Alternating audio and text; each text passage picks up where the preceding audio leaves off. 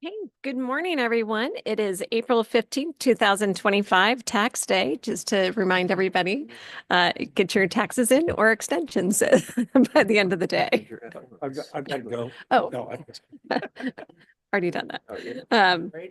Yes, and F1s if you're an elected official. There you go. So it is 9:06 and we have all five commissioners are present. Let the record reflect that. We've got a busy schedule this morning, so we will go ahead and get going with Mike Burgess. Morning, And commissioners. and I should state that we are in our hearing room this morning as our conference room. We're having issues with the Zoom link in there, so we are all in the hearing room this morning. So thank you for joining us. For sure. I'll just jump right into it. We have a little bit less than 2 weeks to go. The next major cutoff is tomorrow at 5. So that's Senate bills have to be off the House floor and vice versa. But Mike, we those may are have to have you just talk a little louder. We're having problems with the volume in here. Oh, okay. Is that better? No. I'm talking pretty loud. So, Okay. um, We'll see what we can do. Thanks. Okay, so but anyway, on Wednesday is the 5 p.m. is the cutoff. So House bills have to be off the Senate floor and vice versa. Those are policy bills, not bills that are going to be necessary to implement the budget. The first notation I have there is operating budget and tax proposals. I guess it is fitting that today is tax day. Because the word is we're going to see a new round of tax proposals from both the Senate and the House. They already have hearings scheduled on the Senate side to have hearings on those tax proposals, and those will be, there's rumors abound about what they will be. Could be similar to some of the things we've already seen. I have heard that there might be an increase in the capital gains rate that the state, the capital gains tax the state already has, and then maybe an across the board B&O tax increase, and then increasing B&O on higher earning companies as well, and then also a bill to or a new tax to apply the sales tax to professional services. I don't know the details of that yet. That's a proposal that's been around in years past. It's been kicked around when there's tough budget times, but we'll see those. You'll probably see news stories on those in the next 48 hours, 72 hours. So that's kind of where we're at. And then once we're done on Wednesday, we'll spend almost all of our time out on the House and Senate floors with some hearings thrown into the mix. Next point there on the capital budget, just letting you know that negotiations are ongoing. The capital budget is non-controversial for the most part. The House and Senate do have to come to an agreement, and we have a number of projects that are in that budget that you're aware of that we've talked about a few weeks ago when they were released. We'll do our best to hold those projects in the final agreement. But we'll probably won't see that until the middle or the end of next week in terms of what's on the final project list. A few new bills that Jeff and I had talked about wanting to just make you aware of more than anything else, that they're all moving or have moved off or out of the legislature. One good and two probably that will be challenging for you on the labor side. The first is 1791. It's the bill dealing with REIT flexibility. I gave you a link there to the bill report, but this has been around for a long time. It's just never passed. I think the easiest way to say it is it harmonizes REIT 1 and 2 amongst a few other things. It's a good bill that Wasak's been working all session. I just hadn't mentioned it to you because it had been moving. But should give you a little bit of increased flexibility as you're dealing with your budgeting. So we just wanted to make you aware. I don't know that you need to take a position on it formally. If you want to, great.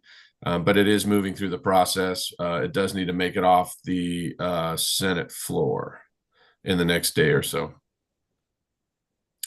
And then the next two, is Jeff there?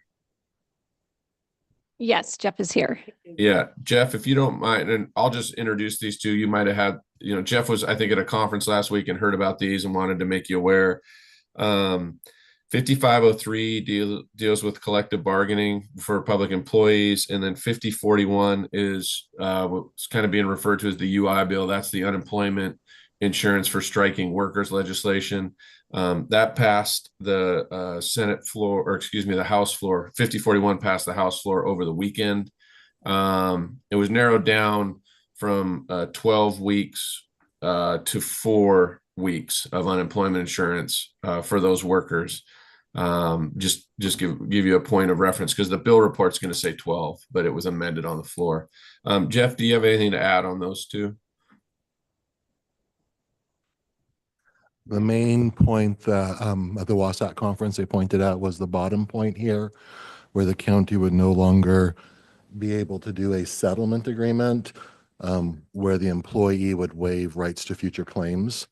So in reality, there'd probably never be a settlement again, because the county wouldn't have a reason to settle if claims could still come forward in the future. So that is one that Wasatch has been against for that particular point.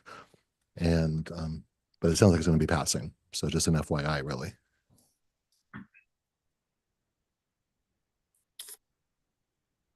Okay. And then Commissioner, just again, wanted to make you aware of those. Jeff had heard about them and they're going to pass. And then just wanted to follow up on the bill list that we've worked off of and give you updates on where things are now. The first bill is 1135. That's that local government planning bill that we had some real problems with to begin with. Worked with Scott Chesney and then my other county colleagues and got that bill to a better place. I probably should move the opposed just to a neutral position because the bill's different, but it's already been signed by the governor. That's why you see the code number there, the statute number. The next one, solid waste handling, that's the one we talked about 2 weeks ago that would have some problems in kind of removing some of your local control, your local authority. Senator Riccelli has an amendment to the bill as it sits right now on the Senate floor that should address those concerns. I work together with your colleagues in the public health world and in the solid waste world with Wasatch, with those groups, and got some information to him. And we've seen that amendment. The amendment hasn't hung yet, but I would anticipate it would, given the prime sponsor of that amendment or the sponsor of that amendment. So the bill should be improved based on the problems we saw, or you heard from your staff last week about it. The next one, 1218, competency evaluations. That bill has been problematic all session, but it did not move from the Ways and Means Committee meeting prior to the cutoff last week. So it should not be in play for the remainder of session. Knock on wood, though, sometimes things have a way of being referenced in budgets that show up. And that bill, if I believe, might add some cost savings to the state, as it would have pushed costs down onto you. So that could make it fodder for something that budget writers would look at. But I think it would have moved by now if that were going to be the case. The 911 bill moved off the floor with an amendment that is very similar to what I shared with you a few weeks ago. I think it's basically the same amendment, and it will go back now to the House for, I would anticipate there a concurrence, and then go to the governor. 1813, the medical assist reprocurement bill, Commissioner Cuney, that's the one that you had testified in favor of, I believe. It is moving. It's on the floor calendar. It just needs to move out, or excuse me, it's in Senate rules. It needs to move to the floor calendar and then be moved off the floor before Wednesday at 5. Mike, yes. on that one, do we think it's going to get out of rules? I do, but I need to check with my colleagues. But that one also might have some more budget implications where it might not be subject to the time frame or the cutoff. But I need to double check on that. Okay, thank you. Just let me know if I Sure. need to make Yeah, some calls. I will. Okay, The environmental crimes bill did not make it out of the House Appropriations Committee, so it is no longer going to be under consideration this year, though I do think that bill will be back next year, assuredly. I mean, all these bills will be alive next year, but I think that bill in particular will be back. And then the growth management plans, that's the timeline extension bill. It has passed the House and it was not amended in the House, so it should just go straight to the governor. It just hasn't been delivered there yet. That can take sometimes a few days to happen. So at this point, kind of hurry up and wait and see what's going to be in the budgets and how these things all fit together, and what the different revenue levels will be, and look for how those things might impact the county. But most importantly, paying attention to the capital budget. And then just at this point, mostly monitoring these bills, because the ones that we had problems with have been fixed or going to be fixed, and the good ones are moving along. If you have any questions, please. yeah, any questions for Mike? Commissioner French? This is not necessarily a question for Mike, but just an update for my fellow board members. The one bill that we did introduce to add some additional flexibility to TIF legislation died because the port districts objected because they thought that TIF would impact their revenues within their port district boundaries. And I did meet with the executive director for the Port Association. It was clear that he just didn't understand the bill and didn't understand the provisions that are available to protect the port districts. I mean, port districts aren't impacted in it. So it was just gross misunderstanding by the leadership, and we'll deal with that and reintroduce it next year. But other than that, it got a lot of good support from other elements that wanted to see it go, but the port districts pretty much killed it. Is that consistent with what you've heard, Mr. Burgess? Yes, Commissioner, and I think, there's other entities involved too. So the fire districts, depending on which one, have had issues with just TIF over the years in general. So I think we have some, if it's going to be a priority bill for you, because it'll still be alive next year, we can still use that same bill. If it's the desire of you as a board to move forward with it, there's probably some conversations that would need to happen this summer, much like you had with the port folks. But I don't think it was just the ports. I think there were others involved, but the ports were certainly a part of it. And it's not all ports either. It's some of their membership. No, it was really the leadership is what I was told by a couple different legislators that are supportive of the bill, but said we've got to be able to educate the ports about the impact for them, and he felt that they were overreacting, and the fire district commissioners did come out and endorse the bill as well as others. So anyway, there's a lot of good stuff there. We just need to engage in more education between now and next year.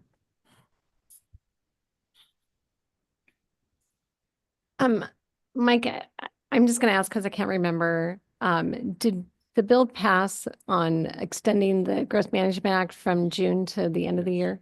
Yes, I probably just glossed over it too fast there at the end, Commissioner. That was the Okay. last one on your bill list. Like it's 58. Okay, sorry. Thank you. 55, 58. By the House and approved by the House and Senate, now it goes to the governor. Okay, very good. Thank you.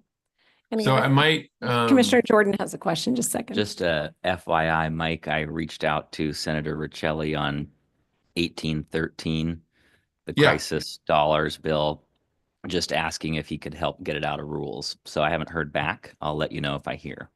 That'd be great because I'll text him too today. Was on my list.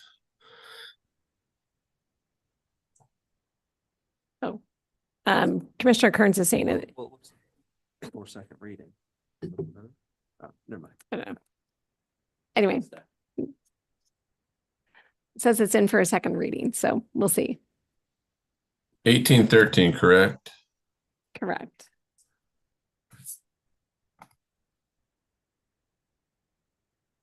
Yeah, but it's when it says pass to rules, it's still in the rules committee. It's not on the second reading calendar. Okay. But it needs to move. Yes. Okay. Well, thank you, Commissioner Jordan, for doing that. Okay, any other questions or comments? Do we think we're going to get everything done by the end of the month? I think that today's developments with the tax proposals coming out, with 12 days to go, does put them on a path to get out. The interaction with the governor's office is certainly different this year. So there's kind of that. I don't want to say it's a wild card, but you might have, I can't remember if we had talked since the governor came out and said he would not support the wealth tax, which was a component of both the House and the Senate. So that's led the House and Senate to kind of recalibrate the taxes they're going to do. I did hear yesterday that the revenue proposals will be in the neighborhood of 12 billion. That's a 4-year number. So conceivably 6 billion a year, though most of those taxes really ramp up in the out years.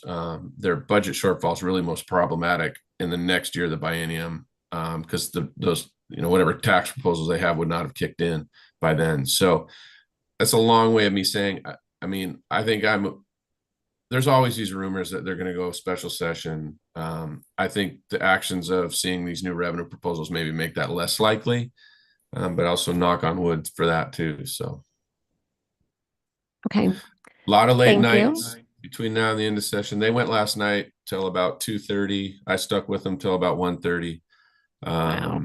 on the House side, but the Senate gets adjourned much earlier. Interesting. Yep. Okay, well, thank you for sticking with us through all that and hanging in there. For sure. I'm happy to do it, but as always, just reach out if you need anything. Okay, thank you. Appreciate Thanks. it. Bye. Okay, next on our agenda, we have Todd Woodward with Spokane International Airport.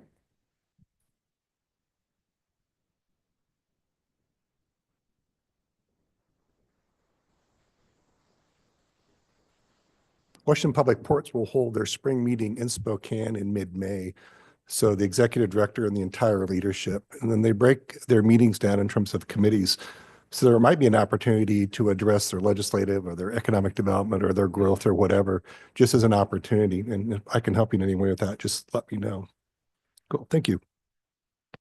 We're here today for the approval of a joint resolution to approve the purchase and sale agreement for a land acquisition at 5410 South Craig Road. Is it near you? Okay, go ahead. Thanks, Ron. The parcel is in orange, as you can see, 1.62 acres. The other two to the right in the dash line are properties that we recently also came to you and approved for the same reason in terms of it's not compatible with the existing land use. And we acquire these properties as they become available. And if you could just look to the left of that orange solid box, we bought another property that came before you from Mrs. Atchison maybe a year ago as well. So we acquire these properties as the landowners come to us. We don't go out and solicit. They typically, as Mrs. Parker did, approached us, as did Mrs. Atchison and the other landowners as well. See the existing property. You can see everything in yellow is what the airport board owns. And this would be just a continuation of that total 1.62 acres, which includes a house and a couple of outbuildings as part of the parcel. The land is inside airport compatibility zone ACZ3, which allows us, it's again, incompatible with the county and city airport overlay zones. So that's part of the justification for acquiring it. And you can see again, the two other parcels, we also for the same reason. It's also inside the proposed noise contours for the runway as well. Next. And then again, on our airport layout plan, which is the summation of all things within the airport master plan, it also shows that this parcel is available for purchase. The current owner is Carolyn Parker, 5410 South Hayford Road. It's residential property. The zoning is light industrial as it's inside ACZ3. There are compatible uses that could go in there. 1.62 acres of land at the valuation of $282,500. Valbridge provided our MAI appraisal to approve the purchase price. And the requested action is to approve the joint resolution authorizing the purchase and sale agreement with Carolyn Parker in the amount of $282,500. The revenues would come from general airport revenues for the acquisition. Are there any questions? No. Very good. Seems pretty straightforward. Yeah. Well, thank you very much. Nice to see you all this morning. Yeah, nice to All right. see you as well. Take care. Thank you. Okay, next, that's going to take us to Dr. Zing.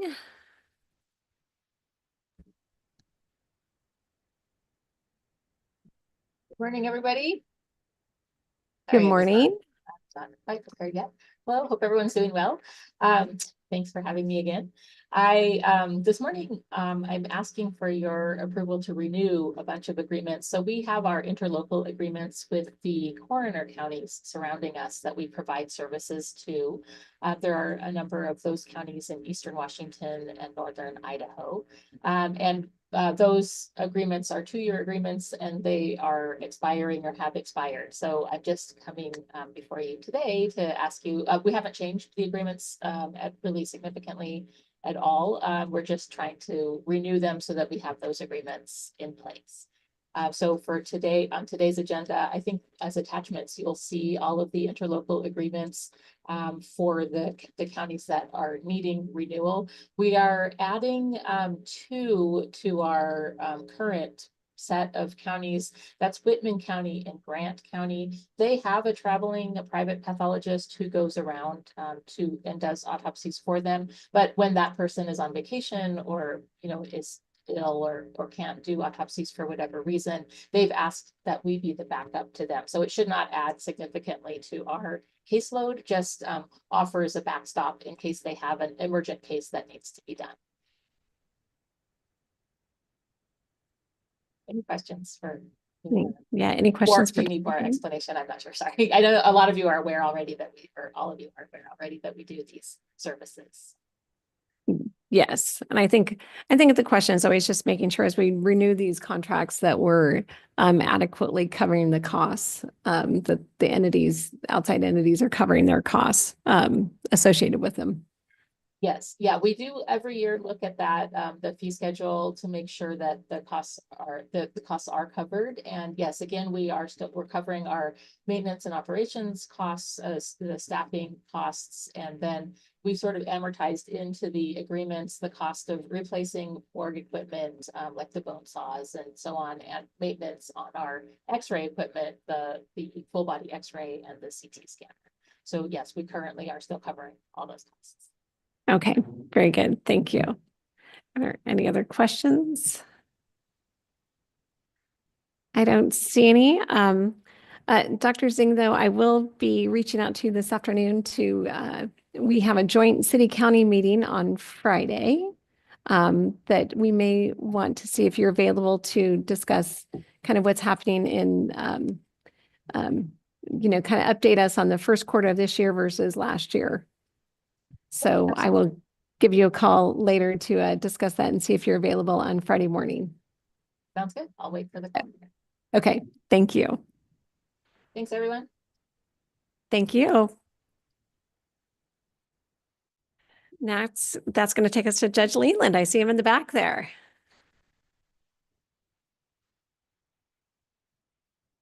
It's very exciting for me to be there. I feel like I've been brought to the principal's office.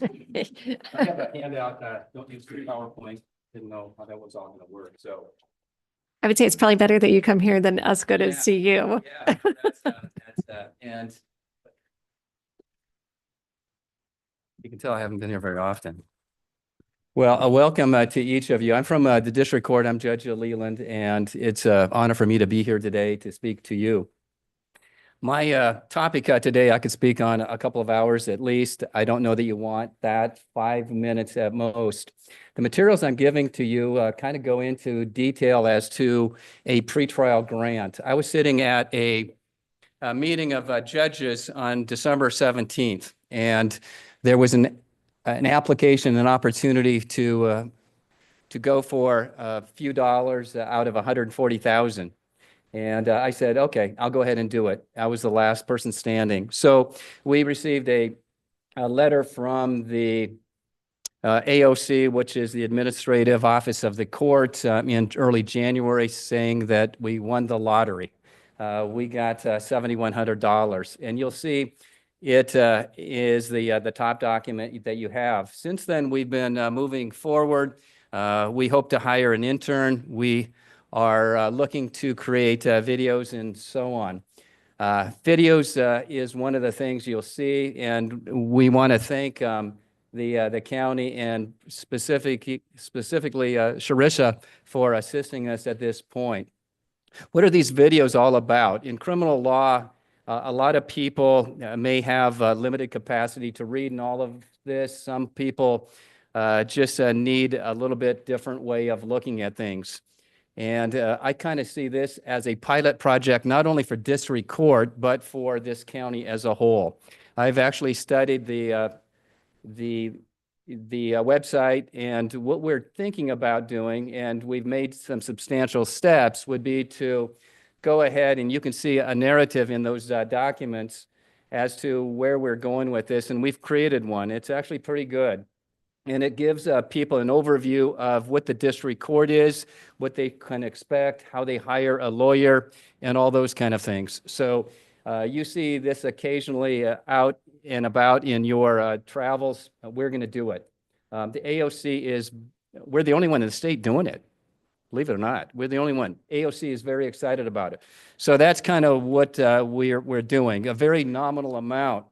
What's exciting about this, though, is not the video and it's not that other stuff. It gets me out and I'm seeing how things work. I'm seeing how departments communicate with departments, not only in criminal justice, but otherwise. And I think we as a county have a lot of opportunities there. And I'll be reaching out to each one of you. What I'm seeing is that we need to talk with each other. We need to communicate better, and I'll take total responsibility for that. Why that's important in criminal justice, I'm sure that, and I see the sheriff here and others, at some point we're going to need probably a new facility to house people, and I think you're going to want people that can speak and put sentences together, and I think the more we talk and more we communicate with each other, the better. So that's kind of it. As part of this, collateral to this, we've had meetings, and you'll see the correspondence with Yvonne Jones. She's the quarterback or the person that is heading up this pretrial grant for for the AOC. And we have talked her into, at no cost to the county, at no cost to the district court, having 3 experts come, actually 2 experts coming next week. And the 2 experts coming next week are experts in pretrial affairs and so on. In my thinking, though, is, and I'm directing them to not only talk about pretrial things, but change.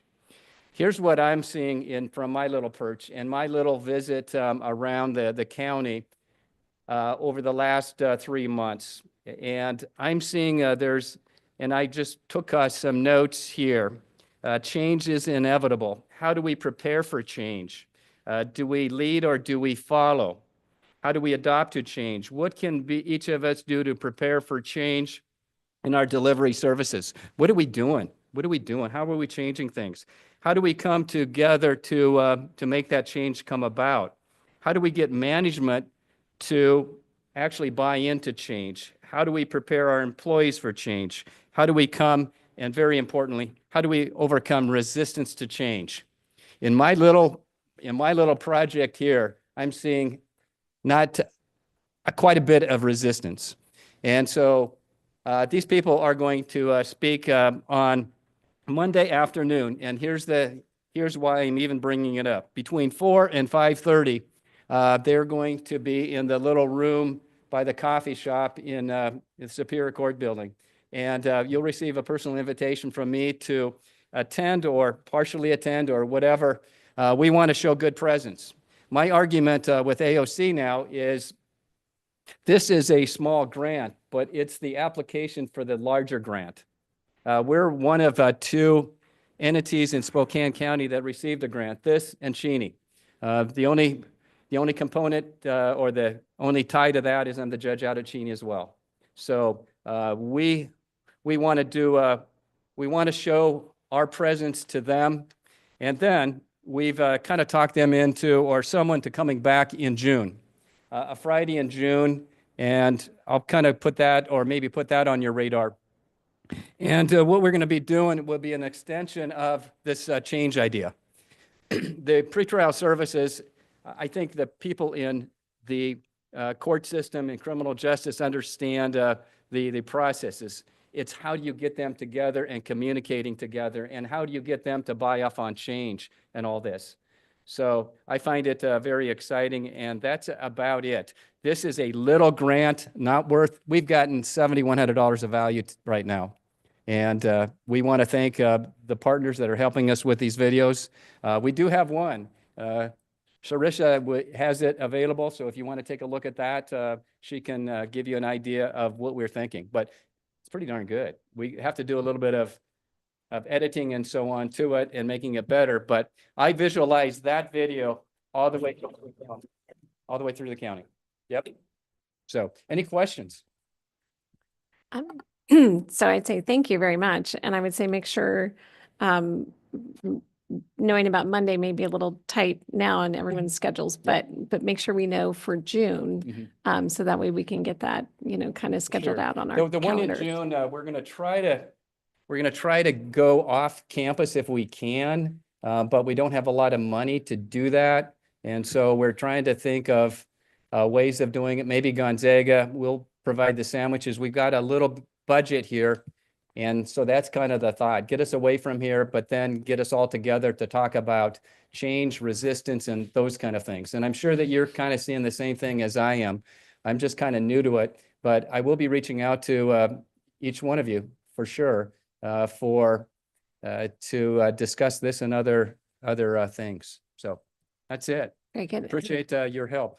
Any other questions or comments for Judge? Nope. Okay, Okay, very good. Thank you. Scott, sorry. Hey, Judge, thank you for the overview. As I recall, if this is the right grant, this does not have any indirect or administrative costs that are allowable to take. There's only the direct costs that the AOC has approved. Yeah, Scott, I'm not sure. I don't know really your question.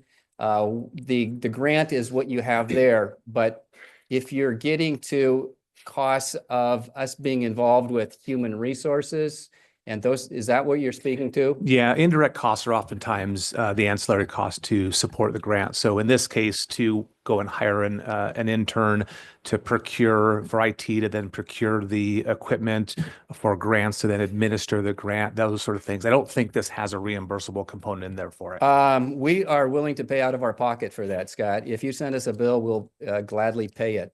No question about it. We've had, and that's one of the reasons why I went ahead and provided you with a copy of what Human Resources has done. Great. And to see what they did and all the time that was invested in that. You'll see a document from Leland to, I believe, Heather, and you'll see about how much time she actually devoted to that. We did have a good meeting with her. I do say that. And it was a part of my discussion here this morning. With regard to Sarissa, she has helped us with these videos. We do have money in there. We are willing to pay the county whatever the going rate is. But we would like to know that now so that we can, actually, we've been thinking about going to the community college and getting someone there, someone at Gonzaga or something. So if we're going to get a huge bill, and I'll go ahead and send an email to you, Scott. I would like to know that right now or soon hereafter so that we can pivot and go a different way. With that said, this is a pilot project for the entire county. And so you can kind of see that I'm excited about it. I think it's going to work, but there are indirect costs. But if we're going to get charged for it, we'd like to get the bill sooner than later so that we can pay it out of the grant and then we can pivot very easily, very easily. We thought through that. Actually, what we did was we were thinking about going through the community college and their program to begin with. As a courtesy, we reached out to one of your team to actually see if they could assist us, and they gladly did it. Pat Bell has been very good. Sarissa has been excellent. But we're willing, send us a bill. But we would like to get the bill sooner than later so that we can pivot, and we will pivot as necessary. No, I appreciate that. And we definitely want to be supportive of grant opportunities that come through for various departments. I think acknowledging that there's costs associated with those is important. And the board's been talking about this just recently on a couple of grants that didn't have it in there. So we'll be working with them on maybe updating our policy on it. A grant this size is not going to have a big bill associated with it. It's just acknowledgement that each and every grant dollars that we get and grants that we have, there are some additional costs. We just want to recognize and make sure that the department's recognized as well. So I appreciate that. One of the things is we can handle all the legal stuff internally. We can handle all of this really internally. It was a courtesy to reach out to Human Resources. They were valuable, but look at their work product after what they received. We did have a good meeting with them. One of the benefits of the meeting was with Heather was she was able to give us an idea of possibly reaching out to the Fairchild and having someone be able to assist with regard to kind of an internship kind of thing. That was our big takeaway there. What I was surprised, I'm glad you're bringing all this up. I was surprised, do we have someone this is a question for all of you. Do we have somebody in the county that's looking for grants? That would be something that maybe the board can discuss. You can see what I did in 24 hours. But I would be more than happy to sit on a committee or be involved with that. But there's a lot, I'm not sure what the state cutbacks and all that, but there's money out there. You know, we're working hard and we are trying to make stuff happen. But if we create obstacles, Judge Leland and others aren't going to be doing any of these applications, a guarantee. I just want to mention that John Colton, we've hired as a kind of federal lobbyist, but he's got a lot of insight into federal and state funding sources. So if we need to connect the judge, I'm sure we could do that. I know, John. Yeah, I would. Yeah, absolutely. Why don't I'll be sending you an email, Commissioner. Anyway, if you can connect me with John, that would be great. And I just wanted to also say thanks for the idea and the creativity. I think it's a real good concept, and every $7,100 helps. Mm-hmm. And if it can create a product that helps people navigate through the court system, I appreciate your work on it. The big return on this is not necessarily those products. It's getting people to talk to each other. It's breaking down some of the silos between the different departments. We've had jail tours. We've worked with the prosecutor's office, the public defender's office, pretrial services, and it's kind of exciting. But you have to have almost a catalyst of something like this to get people to come together. So huge. What's the criminal justice budget in Spokane County? It's pretty huge. So, you know, we're there to be part of this. So anyway, thank you so much. No, we appreciate it. And it's probably about 70% of our general fund goes into the criminal justice system. Right. So. And pretrial, at least for district court, is probably 60% of our budget. We have pretrial, we have a probation department, and we have trial. Not so necessarily in the Superior Court, but it's absolutely huge. So how do we tweak it? And then on this change thing, how do we get people to buy off? How do we get people to buy off on change? And then how do we get people that are going to be able to go out and speak confidently with regard to the new facility if there's going to be one? So I'll be reaching out to each one of you. Thank you so much. Thank you very much, Judge. Appreciate it. Jeff McMorris, our CFO. Quickly answer his question on grants. Just met yesterday with a lady, Pia. I appointed Amber, she connected me. GSI, excuse me, Commissioner Waldron, I apologize. GSI has hired through a grant, a person for the community to use for grant writing, and they're focused mostly on Spokane Valley and the county. John Colton and I just met with her yesterday. John has also put together an AI tool that we can use through his company that does a quick search of mostly government, maybe a little bit of philanthropic, but mostly government. So she is working on both identifying grants that we could use and the application process, which is the more timely side. We only have her through the end of June at this point because that's when the grant goes away. But this is prime season for grant application. So these are three good months. I'm happy to connect you with her if you like. Sure, absolutely. Like I mentioned before, this is the application for the larger grant. So that's how I see it. Very small grant, but it's exciting about what we're doing. And these videos are going to be, you'll be amazed. One of the things is they want us to make these generic so they can be used throughout the state. So anyway, it's kind of interesting. So we're coming up with these. You'll see these hitting our website for sure by July 1st. For sure. Absolutely. So Okay. anyway, thank you so much. Thank you. Madam Chair. Oh, Sorry, Commissioner Walter. Just one, so I think that the point that Mr. Simmons is making about building in, that's a great opportunity as you think about writing the larger grant. What are those indirect costs that could be built into that next larger grant? And so, I think that's a good idea because there are general No, fund, we absolutely know, do that. but so I think this is a small start and it's awesome. And I'm so glad that you are trying to bring everyone together to communicate and across the justice system. So I'm eager to learn more about these consultants here. But anyway, I think that's a great opportunity as we move forward as a county.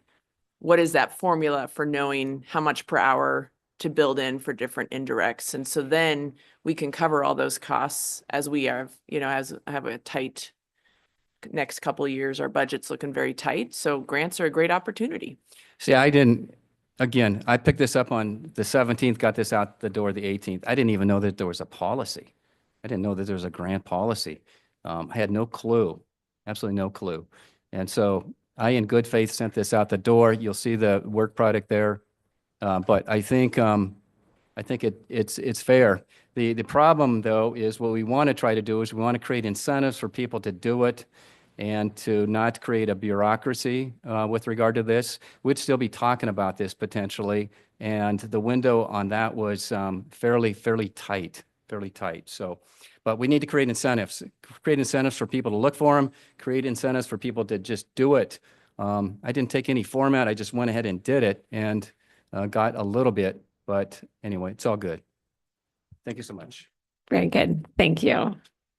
Okay, next up we have Chief Don Hooper.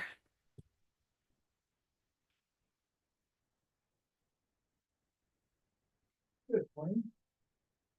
Good morning, Commissioners. I'm here along with Sergeant Cam Karowski. He's our training sergeant. So we are here for a renewal of our contract with the Deer Park Airport. We use it for emergency vehicle operation training. We've been out there for about 15 years. Last year, we only spent about $450, and I think this year we're looking at $1,200 as the entirety of it. So I think we're here because of indemnification language. So questions about it? Questions? Part of the old airport we lease for training our. Yes. So I think that the question is using that versus using the county course that we already have. And we've been using this for 15 years. We just have not opened up discussions with the sheriff's office. I think we did this prior to being aware that they had the training facility. So I'm knowing they had the training facility, but not the course, the race course. So I think that's something we need to do this year as well as firearms. So. Yes, because we, as our budgets are getting tighter. Sure. And again, this is where Judge Leland is absolutely correct that we cannot continue to have the silos that we have, that we need to be working and talking together. The sheriff is right here, so. Sure. Yeah. So I mean, so do we need to spend the $1,200 or do we just choose to start to use the facility ready? Or we'd be happy to come back in a week and after we've had some discussions. Like I said, I wasn't even aware of their track until this last week. So okay, I knew they had a firing range. I didn't know they had a track. Okay. So yeah, so I would say, yes, I would. if other commissioners are okay with that, I would like to have you come back. Oh, Commissioner I guess the Kurtz. question is, are you going to charge them more than $1,200 to use your facility? Okay. Sure. Sure. There was oh, go ahead. I'm sorry, Mr. Simmons. Go ahead, Scott. Well, I did strategically place Chief Hooper in front of Sure. the sheriff before he got here to ask this, to bring this very thing up. But Sure. maybe you could also share with the commissioners the purpose of EVOC, who uses it, what do you use it for, what's the training that the team receives? Really two different things our officers get in driving training. So emergency vehicle operation, basically, in case we're not chasing people. We're not pursuing people like patrol does. We're just trying to get out of a dangerous situation. Basically, J-turns, reverse, get out and evacuate the situation. The other thing we train our officers on is the big rigs. We do transports 4 or 5 days a week to Ellensburg, north and south to the other counties, and operating our big 12 passenger vehicles as well. So. Okay, I think Okay. we'd like you to have that We'll open up conversation and discussions, no start problem. that. So we still need to just start discussing the firearms too and availability on the range as well. So we've been doing what we've been doing for a long time prior to the training center. So, Right. No, I Okay. appreciate that because like I said, it is going to be, every dollar is going to matter Sure. in the next couple of years. And so we want well, to I make sure. apologize that we we're- wasted your time. Oh, We'll come back if we, You didn't waste our come- time. This is how we have the discussion to Sure. say we need to all be, working together and the sheriff knows we want him to work together as well. Sure. So, which I know he will. But I think it is, I mean, to Judge Leland's point, and I saw it when I was an employee at the county, that there's just a lot of departments that, have been doing their thing and doing it. And we need to, in order to really come through this budget crisis that we're going to have, our budget, challenges. Sure. I know I keep saying crisis, challenges. I mean, we do have to be thinking outside the box and really looking at what we have, what we've already spent the money on as a county, because yes, it sits in the sheriff's department, but the sheriff's department is also funded from the general fund. So, I mean, those are the things that we've got to really look at. And Spokane County is unique in that, the sheriff is not over detention services. Maybe he, yeah, as everyone says, no, they don't want to take it back and keep it on the commissioners. As other counties, most other counties, it's, under the sheriff's office. So as commissioners, I think we just want to make sure that we're all really working together because it's truly, a joint effort. we'll take care of it. Okay, thank you. Okay, So thanks. appreciate it.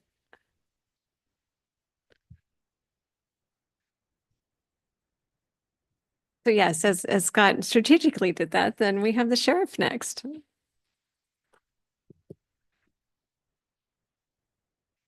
Well, to the board, thank you for having me. And just know that we should not be paying to rent the Deer Park Airport for any kind of vehicle operation courses anymore. I mean, that's just my perspective, as you all invested into that emergency vehicle operations course. We shouldn't be paying outside contracts if we don't have to. So obviously there's time, there's some availability. We'll make it work. So reason I'm here in front of you today is most of you are aware, and I've had individual conversations with each of you, is that the Board of County Commissioners has the responsibility of setting the sheriff's salary and has been that way for quite some time. And some of you are aware because you've been through this process several times of adjusting the sheriff's salary. Some of you, this might be your first time through this process. Over probably the past 15 or 20 years, we have about every 7 or 8 years had the salaries of the people who work for the sheriff outpace the salary of the sheriff. I think the last time the Board of County Commissioners changed the method of funding the sheriff's salary or setting the sheriff's salary was about in 2018, if I remember correct. At that time, the board chose to tie the sheriff's salary to, I believe, 90% of the prosecuting attorney's salary, which is set by the state and by RCW is supposed to be equal to the Superior Court judges. And at the time, that did bring then Sheriff Knezevich's salary quite a bit above the people who were reporting to him. Unfortunately, what we have come to realize in the last 7 years, particularly in the state of Washington, but certainly nationwide, salaries of police officers have outpaced almost every other job classification that has similar responsibilities nationwide, but particularly in the state of Washington.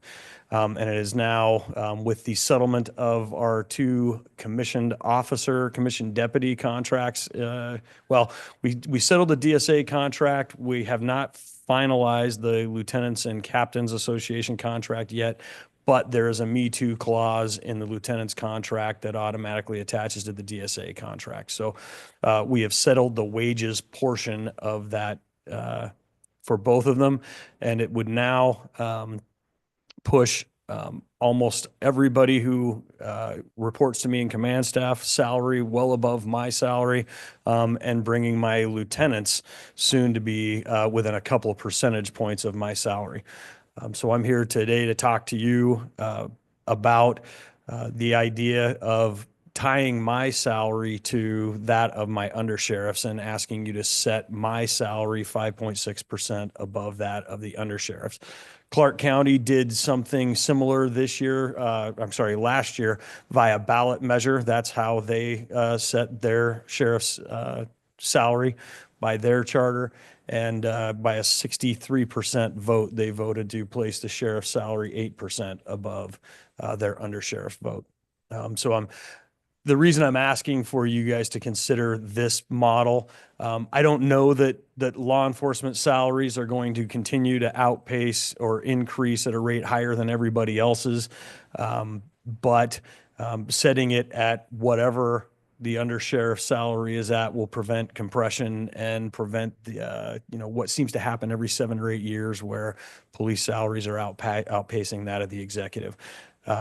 Talking with Ashley Cloud. I worked with Ashley Cloud quite a bit on this. She has some data points. Yes, it would take me to the top end of our comparables, particularly when you take the 10% east side reduction in salaries. It would still, with this move to 5.6% above the undersheriff salary, it would put me probably 5 to 6% below what the chief of the city of Spokane is currently. That position was advertised at last year, and it will still put me behind places like Clark County and everything like that. But it certainly would put me at the top of comparables, given the 10% discount that we typically take here in Spokane. It would put me pay wise on par with Larry. Some things I will tell you with the prosecuting attorney's office is, the prosecuting attorney is always required to maintain a certification, is supposed to maintain a bar license.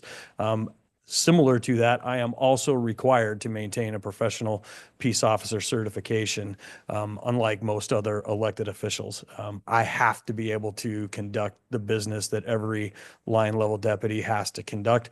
I have to maintain my certification. I have to maintain my training, just like every other certified peace officer in the state of Washington. Do you guys have any questions for me about that? I will say it's not an insignificant increase, but as all of you are aware, and I have sent you each individual emails and had individual phone conversations, I do have one of my undersheriffs retiring this year, and it is my intent to not appoint somebody to replace that position. I will return that position to a deputy rank position, and the difference in salary between the inspector position and the deputy position over the next 3 years of the contract will show an overall savings of about $65,000 to the county itself. Keep in mind that is the offset because the county pays 100% of the sheriff's salary, 100% of the downtown patrol undersheriff. The county pays 58% of the administrative undersheriff, and then does not pay any of the chief of the Spokane Valley and inspector of the Spokane Valley. City of Spokane Valley covers the other portions of Undersheriff Ritchie's position, and then covers 50% of the investigative undersheriff's position. So the $65,000 in savings is to the county solely. So, and again, my commitment to you all was that I will not replace that without the express consent of the Board of County Commissioners.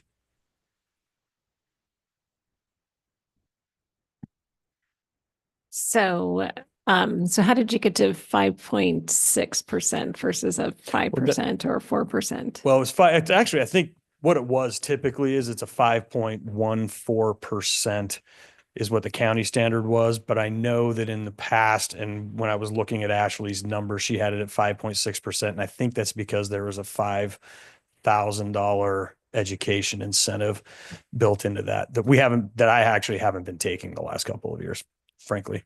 Okay, because I think I remember the last time when the Sheriff Knezovich came to us. I mean, there was a certain amount of, I think we didn't agree to the education one. Right. And I have not been receiving it, but it was loaded into the numbers that Ashley Okay. gave in the 'Cause I think spreadsheet. we'd want to probably take that out. Fine with me. I mean, so just things like that, because you are choosing to be an elected official and you're choosing to do your community service. But as you know, we all don't get paid as the highest ranking officials in the county either. But I definitely think that we need to get you, I mean, we want to have a good quality sheriff in the future and current, which we know we do have. So we want to keep you. We want you to choose to stay in the position.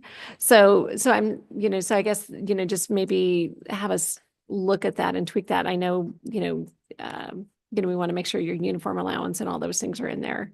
Right. And the uniform so- allowance is currently loaded in. Like I said, the typical rank structure, as far as pay increases, I think is 5.14%. Is that typically the county's policy? I think Ashley would have to correct me, but I think that's it.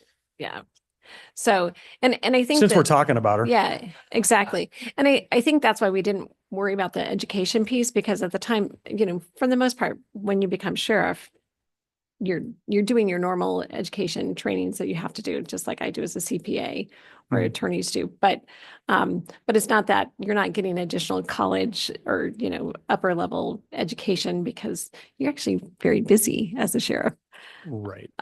So, and a lot of times that training has already occurred prior to becoming sheriff. So that's why I think when Ozzy was talking about this, I wasn't as concerned about it. And especially as we go into budget constraints in the future, as we know. Right. just And again, trying to think through all that. yeah. And I wouldn't be standing here if I didn't have a way to make it budget neutral. I mean, knowing and understanding what the challenges are coming into the future. Yeah. So what had previously been approved for this group was an annual education incentive based on the level of degree that was held by undersheriffs, inspectors, and the sheriffs. So each year they would receive a set amount based on what level degree they held. So that was approved several years ago. And John, if he hasn't been taking it, that's been his own decision to do that, but that is what was approved. I did build that into the numbers. So if we were to look at what a grade would be above the undersheriff, that's where the 5.14 comes in. So a grade above would equal that 5.14 step. So that's where that number derives from. If you wanted to go the grade, then I could back out that education and just move to a 5.14 above, which would pull the number down a little bit from the agenda sheet that you guys have right now. Yeah, and I think, since again, he's an elected official, or whoever sheriff is an elected official, we don't have to worry about grades. I think we can just come up with what is a percentage, just like when you saw with the salary commission, it's not looking at that with electeds, it's looking at, here's a percentage we're, willing to move. And so, I mean, I think of 5% above, to keep that compression, is something I'd be, happy to look at. So Commissioner Kearns. I'll just be upfront. My concern is basing this off of something that essentially starts at bargaining at your deputies level, right? I mean, because based on what the deputies get, then that impacts who's above them, the sergeants, the lieutenants, your undersheriffs, all the way up to you. I mean, that's sort of my concern, is that this is all pegged to union negotiations that would then dictate what the elected official gets at the top. What is there any, I mean, you're currently at 90% of the prosecutor. What if it was just 95% of the prosecutor? I mean, and I mean, how I like where it's at now is you're based off of something that's been determined by a salary review commission. That's then basing it off of what other elected officials around the state, I mean, yes, it's they're looking at Superior Court judges.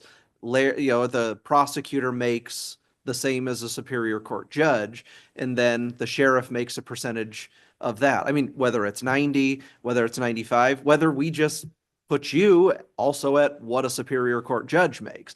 That way, it's irrelevant what the bargaining units determine to then dictate what the sheriff makes. I mean, that's just, I mean, because, I mean, if we go to binding arbitration, I mean, if there's a huge, payout that comes based on something like that, I mean, then that could really bump, or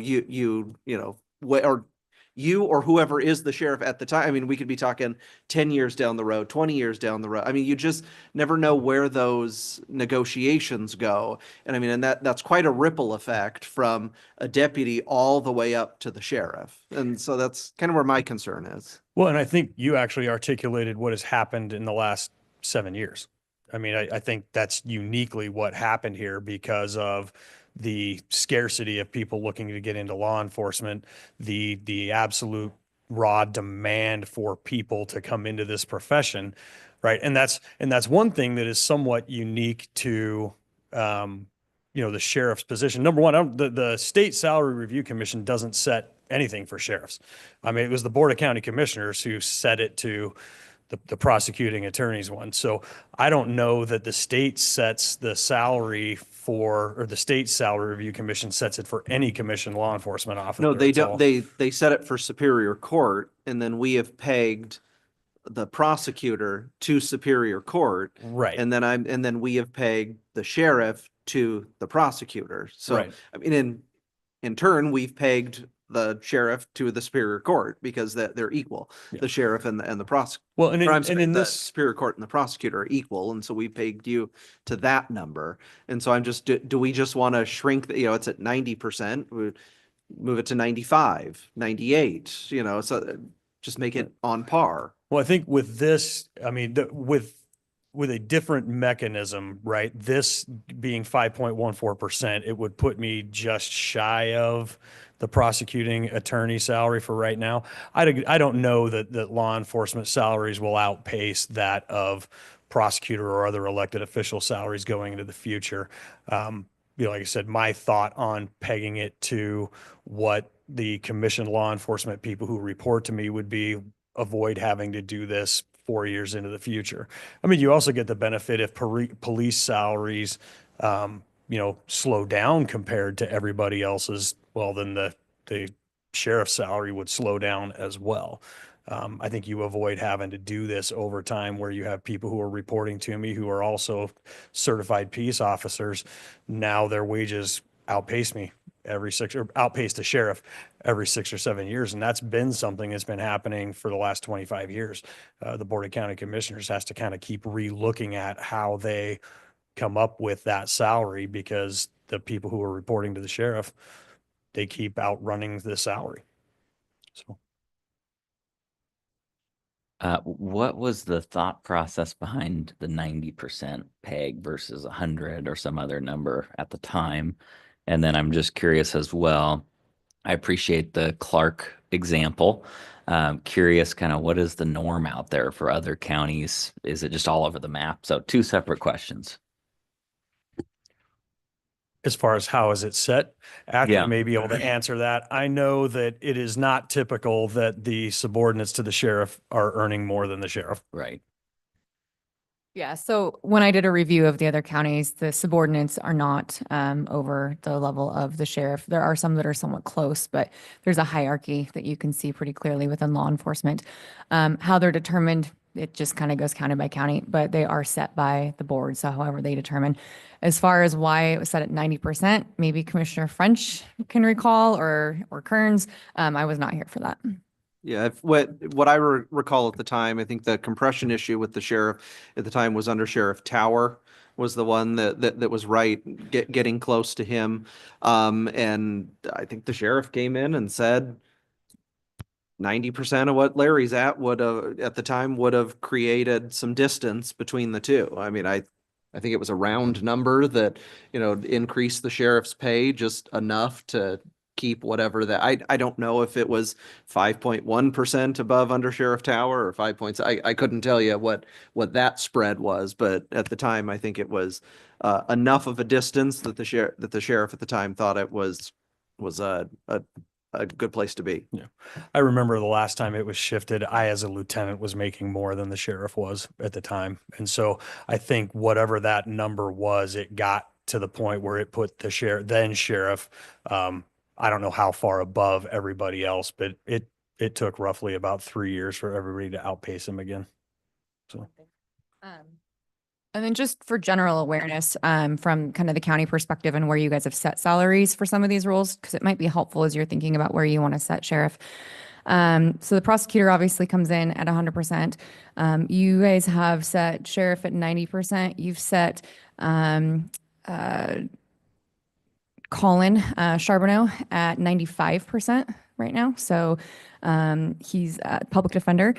Counsel for defense, you have at 85%. And then all of your chief criminal attorneys, prosecuting attorney, chief family law deputy, prosecuting attorney, they're all at 85% as well. So basically you have your 85%, then John at 90, then Colin at 95, then your judges at 100. So just for an idea of what your current hierarchy looks like with what you've set.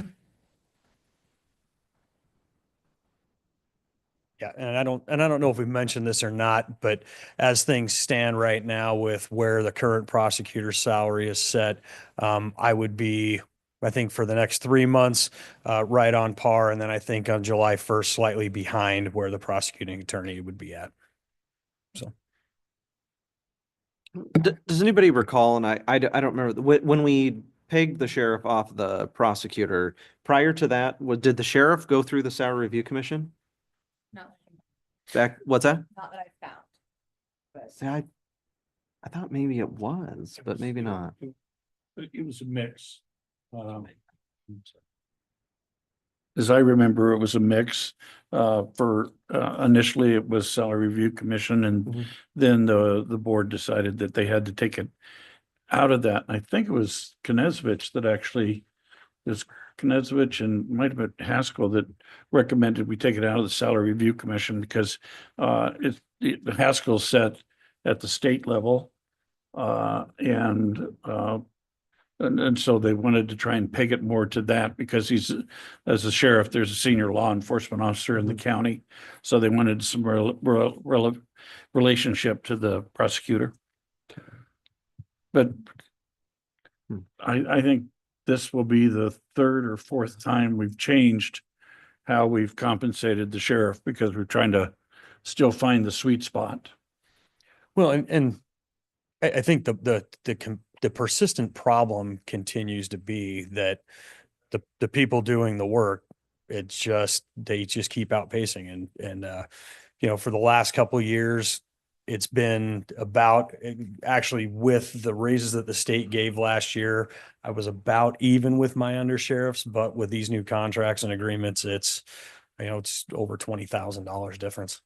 So, and I know there was a time, and even with this change, I think the conditions still exist that you will have reportees that if they take overtime will still be making more than you.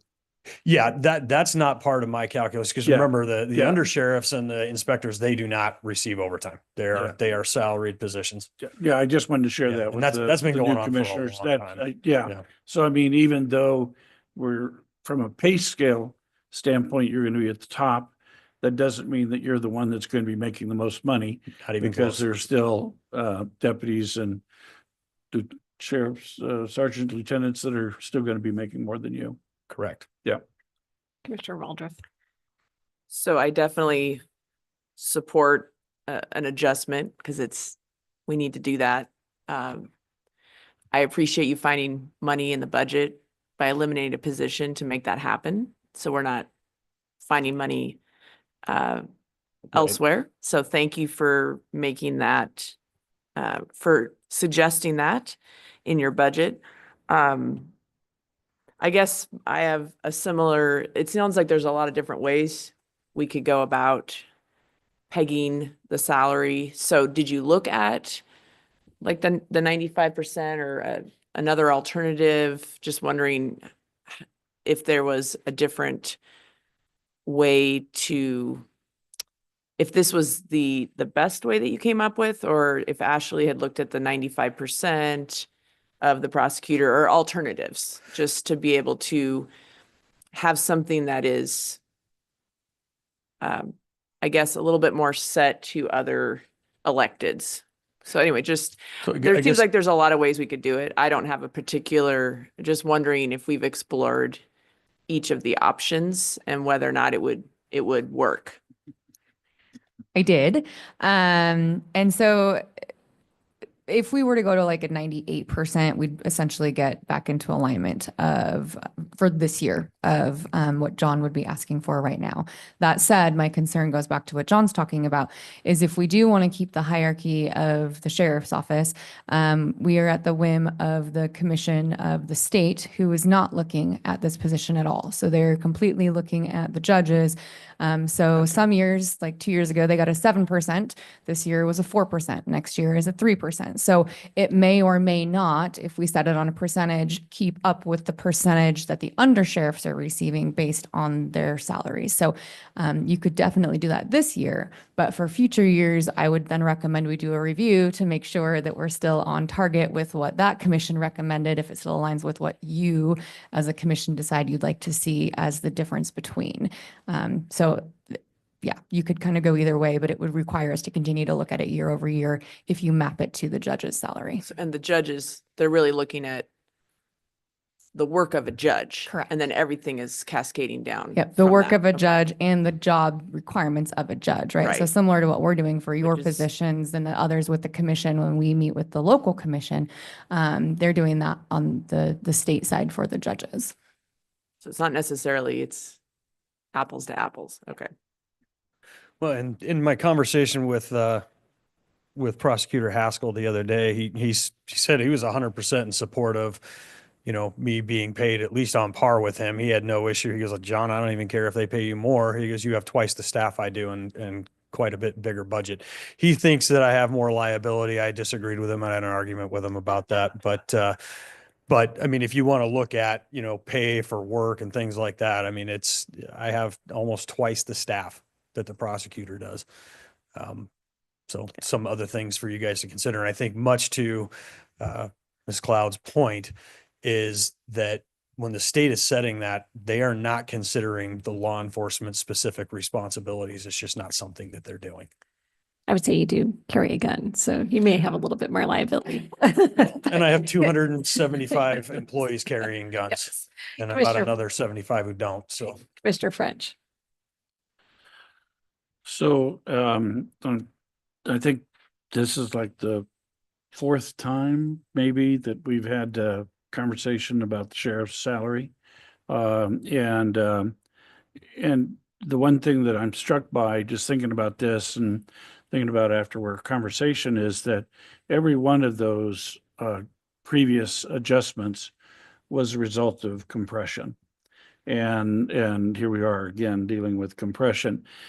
I appreciate Commissioner Kearns's wanting to separate the salary from union contract negotiations, because we don't want you to be there's an inherent conflict with that relationship that is difficult to overcome.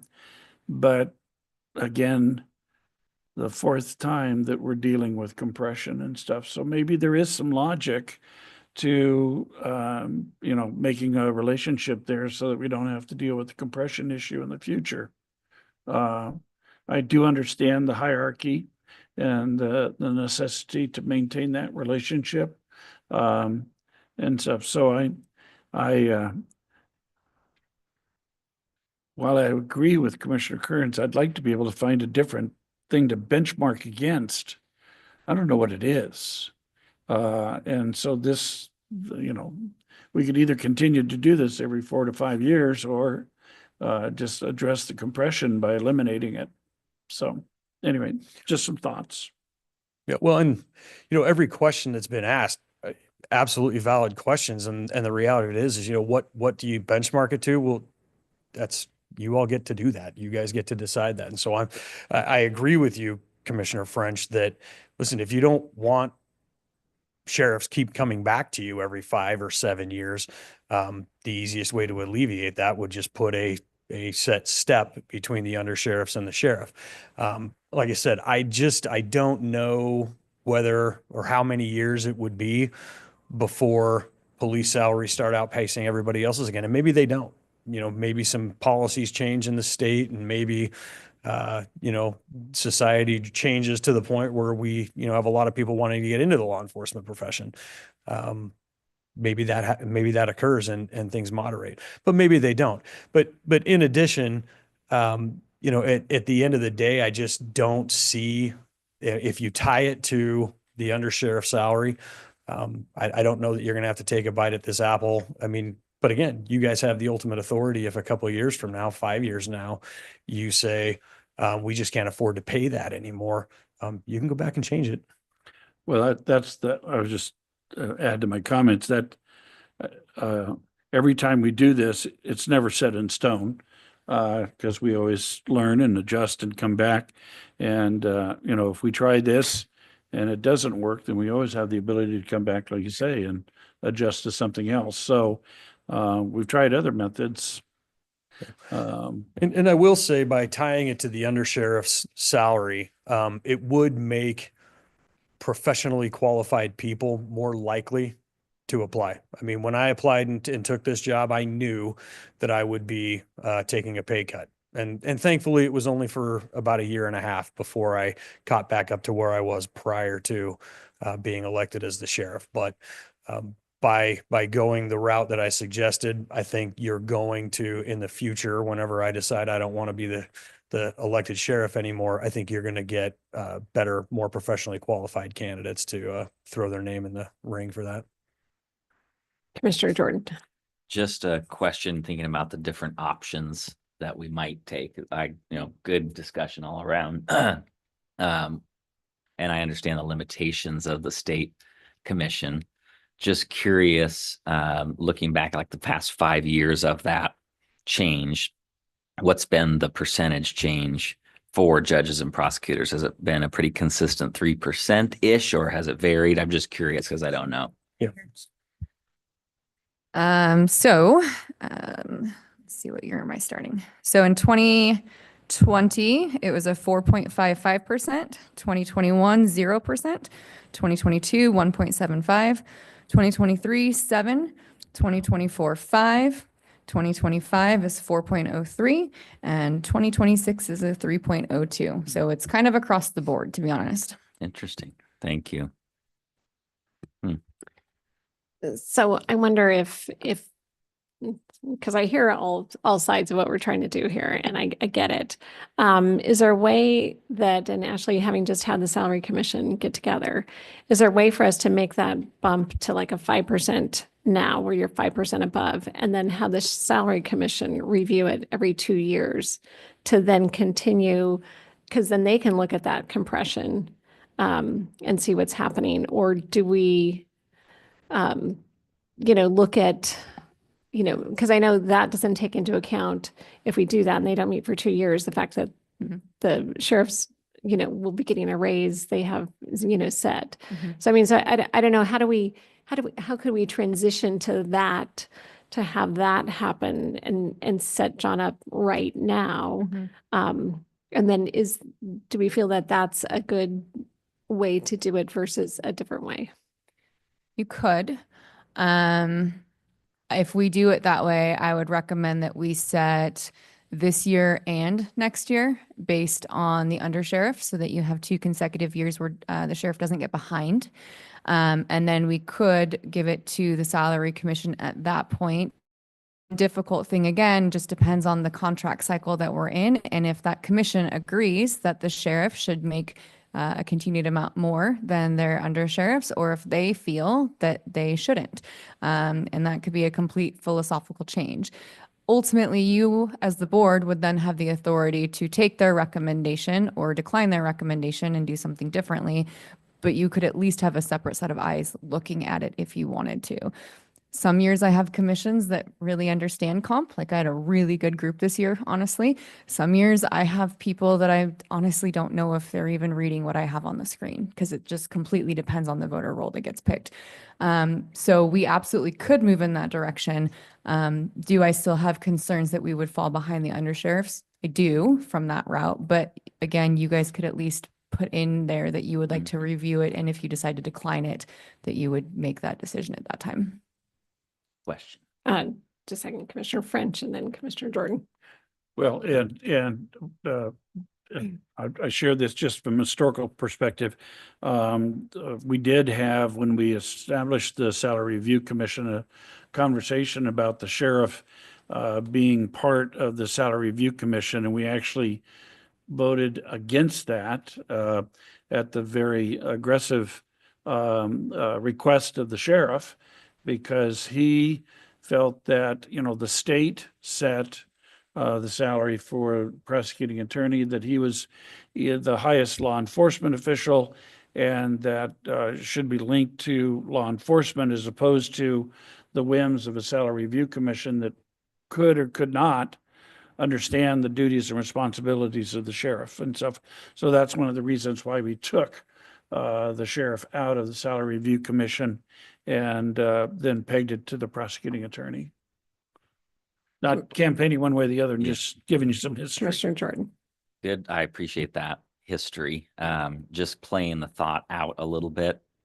Could the board do what Commissioner Cuny described for 2 years and then give it to the Salary Review Commission, but say that the only criteria is it must be above the highest paid undersheriff, otherwise recommend a number for us? Is that something we have the authority to do, of say, you get to give us a number, but it has to meet this criteria? Yeah, because ultimately you set the salary. So you could give them that as one of their rules when they are setting the salary, that it would need to be above. So yes, we could move in that. So you could do an equal to or a greater than, if that's the direction you wanted to go. The other thing I would ask the board to consider is the current contracts are 3 years. So maybe instead of 2, maybe you go 3. And then as the new contracts are negotiated, then it could be in front of the salary review board then. Just a consideration. Otherwise, you're looking at the last year of the contract, potentially running into a compression issue again. But again, it probably won't matter one way or the other. Well, or we could set it for the next 4 years that it's going to be a certain percentage above, for the next 4 years, because of just getting on the cycle of the salary review commission is every 2 years. So it'd be an off year and we wouldn't want to do a salary review commission in the off year. But I just wonder if that helps get us where it's not pegged off the negotiations. And that's where with the salary review commission, the sheriff gets to go and explain his duties and responsibilities, which, I think at some point you're going to be higher than the prosecuting attorney, potentially. So, so I hate to peg it to the prosecuting attorney at 100%, when, depending on what happens in law enforcement, it could be different than that. So maybe, or the other thing is it just comes before the commissioners every 2 years when the salary commission meets, that we set your salary.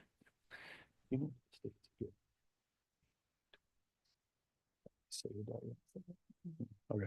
I was just asking Ashley if she knew what the state had set the increases in 2026 were yet, and she was not aware.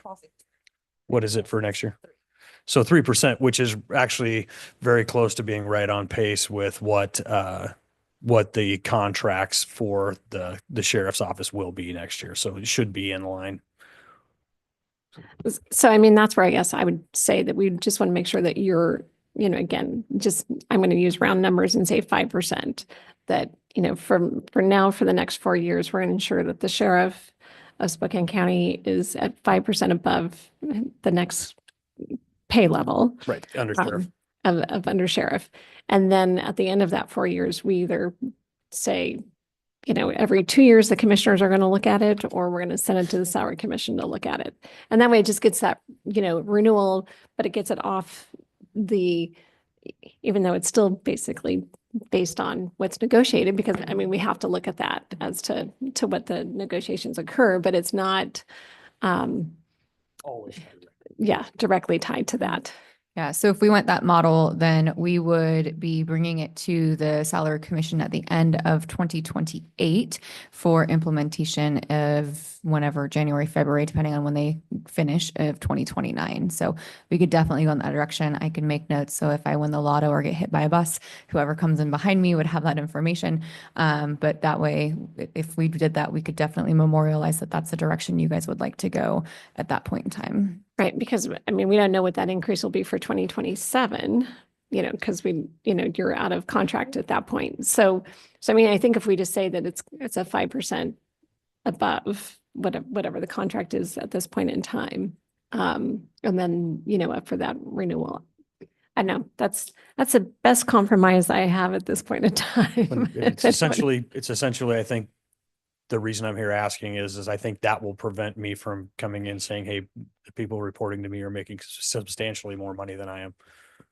Yeah, and I think it takes it, you know, especially if the salary review commission really looks at it, I mean, then it ties it to an independent body, that, again, just like we have to justify our job, you're justifying yours.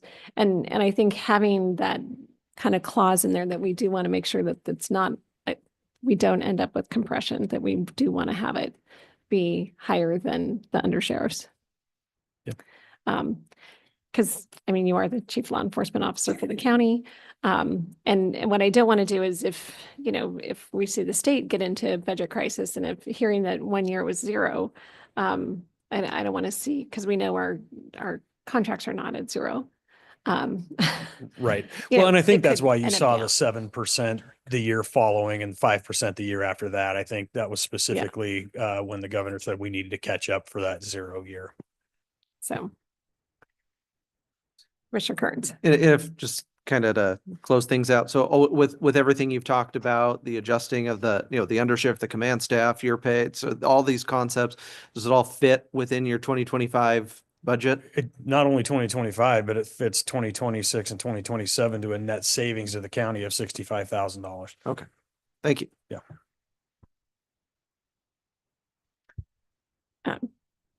Just a housekeeping item. So with the proposed non-funding of the undersheriff position that the sheriff is suggesting, I'm sure Jeff is thinking the same thing. I'd like to make sure we have an understanding. We're trying to clean up our payroll system and our budget process. We're trying to eliminate unfunded positions that we've historically left in the budget. So I'd like to see this come out of the budget. And if the sheriff comes in requests in the future, then he comes in and requests for the future for the undersheriff. I need to clarify though, real quick. It's not unfunding a position. It's returning the inspector position number to a deputy position. And then the Yes. difference in salary between the one position and the other over 3 years will be 65,000 in savings to the county. Got it. So adding a deputy position, eliminating the inspector position.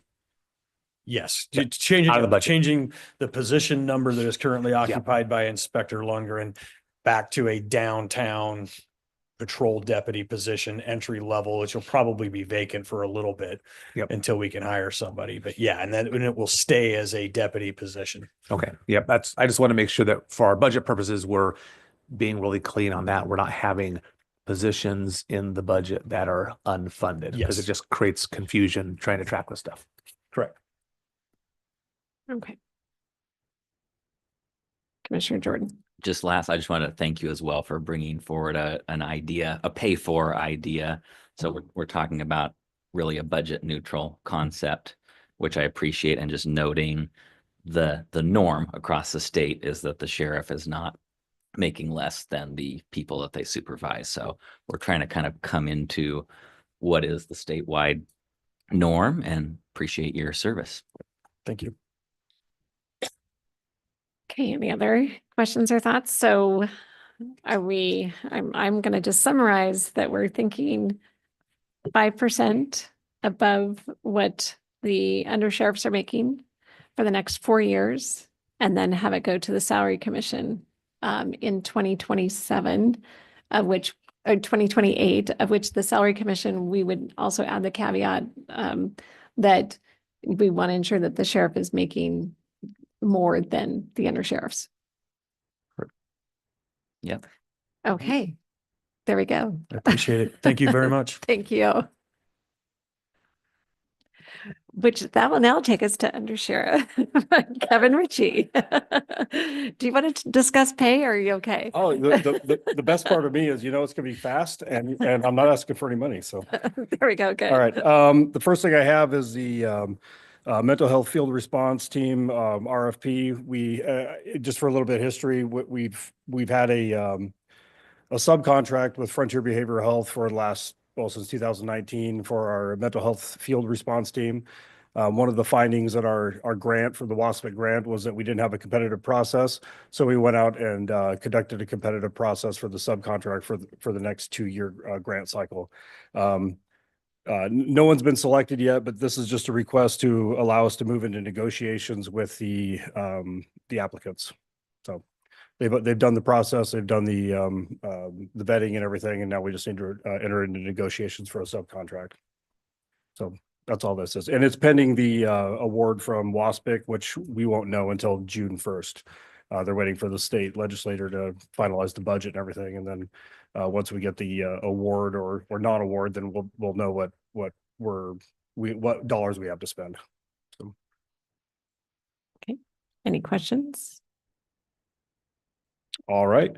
The next is an MOU with the city of Spokane Valley. This is they've agreed to place about 26 license plate readers in Spokane Valley. The county, the sheriff's office will operate and maintain those through the real-time crime center, and they will reimburse us over the next, I think it's 5 years, for $468,291, and that aligns with our current FLOC contract. So that would be the remainder of that contract. Good. All right. The next one is an MOU with the Seattle Police Department. If you remember a few weeks ago, I brought our new K9 in, Hattie.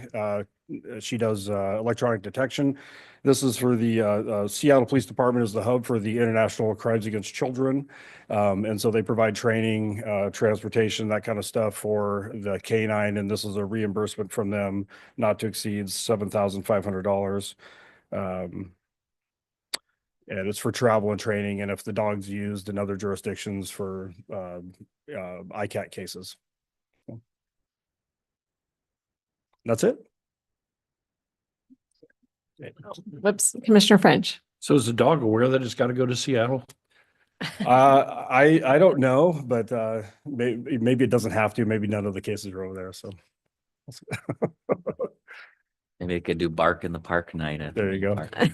There we go. Don't tempt the handler. Okay. All right. Thank you. Thank you very much. Okay, then we have Chief Dave Ellis.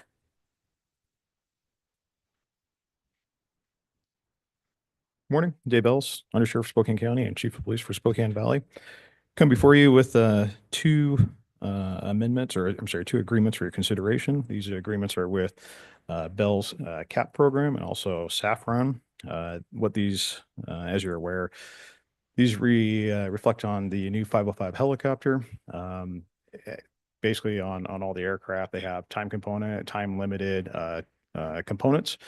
As we know, those come due, and they come through at different times and that kind of stuff. What that does to our budget is it does not allow us to be able to accurately predict every year. It changes, it fluctuates. So you have big years, we have light years and that kind of stuff. What these agreements will do is that'll flatten out these costs. It's basically considered in the industry a power by the hour program used by many other agencies. It flattens out our costs, predicts it for budgeting purposes, and allows it so that when we do have a major expense, like maybe an engine that comes due or something like that, we're not having to come back before you and ask for $500,000 for a new engine. It flattens those costs out. So the CAP program, that covers all the airframe. The Safran agreement covers the engine itself. So we come before you for your consideration on that. This is something that has been reviewed by legal and by risk management, and it is absorbed by our current existing budget. I'll take any questions. Okay, and you have planned for this in the budget. Yes. Perfect. Thank you. Okay, Scott? I just want to add, for Chief Ellis and I talked last week, and I believe the helicopter is due to traverse across the county in mid-May and arrive here. Yeah, So, and we had, he had asked if it would be good to do a media event for it, or like a ribbon cutting ceremony. So he and Pat are connecting on that, and I don't think it has to be the day it lands, but certainly early on, I think it would be great to show the new equipment that the county has and the sheriff has for providing services. So just an FYI, you'll see something on your calendars that makes sense for everyone. Yeah, we are scheduled to go down and test fly it on May 13th. It'll take a couple of days, and then we'll fly it back. We anticipate it, weather permitting, arriving in Spokane around May 18th. I think that's very exciting. It is. Long time in the making. Absolutely. Commissioner Waldron. That is exciting. It seems like it was one of the first things we discussed when I was a new commissioner. So my question, kind of following up on that, is how have the conversations evolved around the use agreements with the other either counties that may need to use the helicopter, or the city of Spokane, or some of the other outlying cities? I know that there was some initial conversations about making sure that this is a great resource for our, Eastern Washington and Spokane County. And how are those conversations evolved around making sure that the county is compensated by other agencies for the use of the helicopter? Sure. So, some of the agencies, their costs are covered by our joint use agreements, like City of Spokane, Valley, Deer Park, Millwood, and Airway Heights are tied into that. Where probably the biggest gap is with the City of Spokane right now. And I see the sheriff inching up here. So if you have more information about it, go ahead. Well, I don't have any more information about how we close that gap with the city of Spokane. I mean, everybody is dealing with budget issues. I will say one of the 3 top priorities for WASPIC this year was getting the 4 sheriff's office regional air support units funded from the state. Passed out of the House unanimously, got into the Senate, moved from one committee into the next, and because of politics, that bill died in one of the Senate committees because the chair of the committee was mad that one of the people who sponsored our bill didn't sponsor one of the chair's bills. And so it was just summarily pulled off the agenda. Now, I'm talking with people who have influence with some of our state legislators. No bill is ever dead until it's dead. And if you guys have the ability to get that resurrected as a budget issue, I know all the sheriff's offices, to include King County, Snohomish County, Spokane County, and Chelan County, would certainly appreciate getting, the additional funding back into our budgets. So just consider who you might be able to call that has some influence in the Senate, and see if we can get that back in.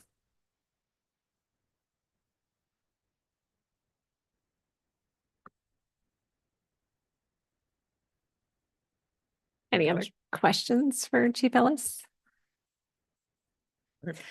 So I guess one question. So looking at these two, so are both the helicopters included in the $500,000 over 5 years? This is just for the Bell 505, and that 500,000 is high. It's based on how many hours you operate. And Okay, so- it's over 5 years. Correct. Yeah. So it's not 500,000 a year. It's just over the No, 5 I years. estimate it'll probably be about 125 per year. Okay. And then on the other one, And that's combined for both okay, contracts. that's combined Yeah. for both. Okay, perfect.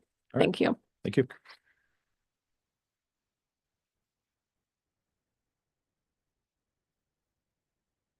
Hey, that's going to take us to Doug Chase. Okay. You have a group with you. Yes, good morning. I will hand it off very quickly. We have a services contract and a capital contract construction that we want to brief on to award. So with that, I'll turn it over to Rachel. Very good. Hello. Thank you for your time today and allowing us this opportunity to present. We are here to recommend awarding our RFP project P14215, the Aquatics Concession Services Operator Contract. We're requesting your support in awarding the responsible bidder identified as the Spokane Indians baseball team. Next slide. A little bit of background on this. In 2021, Spokane County Parks, Recreation, and Golf went out to bid for a concession service operator to operate our concessions at the north side and south side facilities. And previously, our concessions were operated by our county part-time employees each season. But this contract that we established in 2021 served us very well in resulting in a net increase in revenue at Spokane County while allowing aquatic staff to focus more on water safety and programming. The initial agreement has now reached the end of its term, and based on previous success over the last 4 years, we went out to bid in March of 2025 to solicit bids. We received one bid from the Spokane Indians baseball team. After careful evaluation, the review team found the bidder to be very responsive and recommend awarding this contract to P14215 to the Spokane Indians baseball team to serve as our concessions operator. Next slide. Southside revenue and expense trends. I just wanted to show a little bit of this at the aquatics facilities. This is the Southside location. The last 4 years show the success that the Indians had. They were our previous contract the last 4 years. And so you can see some of the success that they've had and brought to us since they began in 2021. Next slide. This is Northside.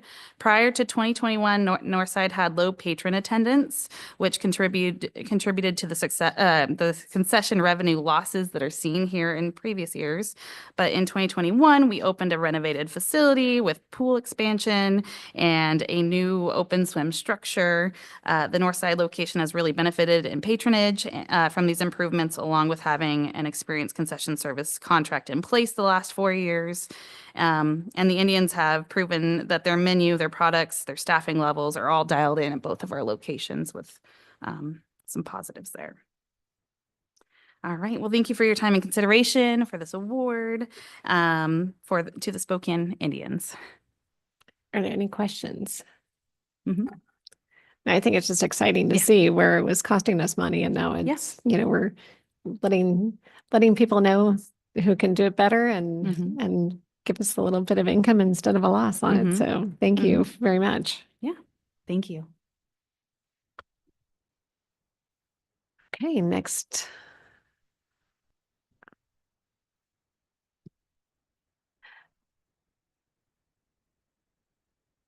All right. Good morning, commissioners. Good morning.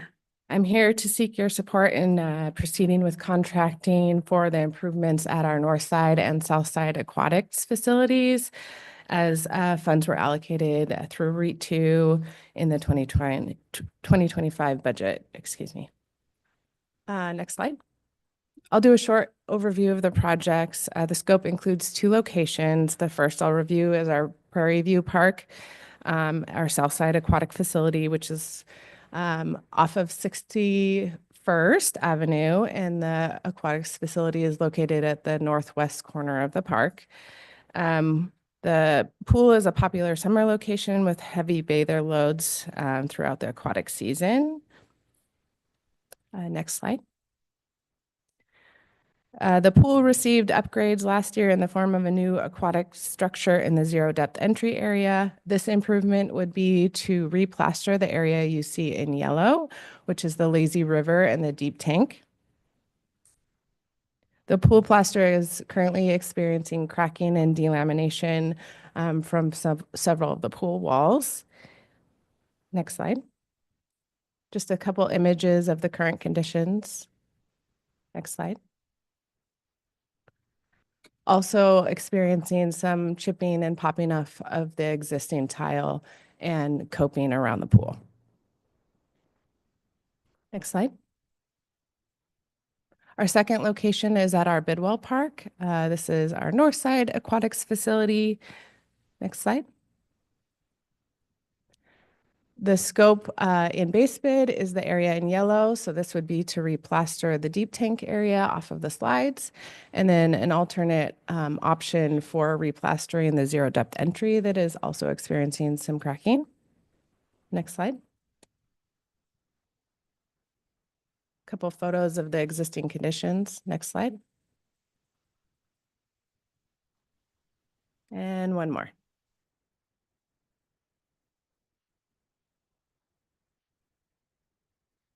Okay, scope of work. So 2 base bid items, replastering, like I mentioned, the Southside Aquatics facility throughout the Lazy River and the deep tank, and then replastering the deep tank area at the Northside facility. And then we had 3 alternates as part of the RFP as well, replastering the zero depth entry at the north side, at south side, replacing wall tile in throughout the pool and at the water line. And then alternate 3 was replacing the coping around the pool as well. Next slide. We received 1 favorable bid. Engineer's estimate was at 500,000, and the base bid from the contractor we received bids from came in at 470,000 and change. And we had favorable recommendations from some of their references as well. Next slide. Project funding, 740,000 was allocated from REIT 2 through the 2025 budget. And if we consider some of the other project costs, contingencies, our staff cost to manage the project, we are still within the budget allocated. Next slide. So we're here to request your support in moving forward with contracting Crisco Aquatech to do this scope of work, and ask that you would authorize through the next legislative agenda, Doug or Scott to enter into a contract with the contractor. One question, are they a local company? They are not. They're out of Woodinville, Washington. Okay, thank you. Any other questions? Commissioner Kearns. I by no means an expert when it comes to pools. I noticed you have the tile replacements. Do we have to have tile as that transition from when it goes from sort of the concrete or pool liner to concrete? Or, I mean, tiles chip, tiles fall off, the mortar comes off. I mean, can you do away with the tile? Would that be cheaper long-term to have some other type of transition on those edges than tile? Yeah, I think that it is a requirement at the water line to have a color transition between the plaster, but I will verify that. And then I think in lap pools, the deep tank at the north side to help signify lanes. Thank you. Mm-hmm. Any other questions? Nope. Thank you very much. Excited Thank you. to have the project move forward.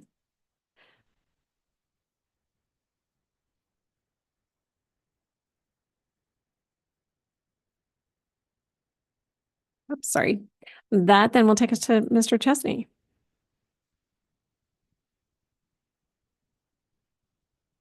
Good morning, commissioners. We're coming back for a second briefing on the project management services for the comprehensive plan 2026 update. We did talk to you a little bit before, and this contract process has worked its way through the grants office and through the budget office. It will be before you on your legislative agenda next week. These are services for project management of all of our consultants as well as our planning team to have a sole point of contact to manage the dozens of various tasks and things that are going on. This is funded from Commerce Grant Fund, so there's cost to the county. And it's something that we think is a very valuable add-on to keep the effectiveness and efficiency of these teams going when we are under, as you know, very demanding deadlines. Any question, or Scott Simmons? Just a comment. One of the things Scott's doing is making sure we've got a number of funding sources from the state, as he mentioned. Some of those are already in hand as far as contracts go for reimbursement.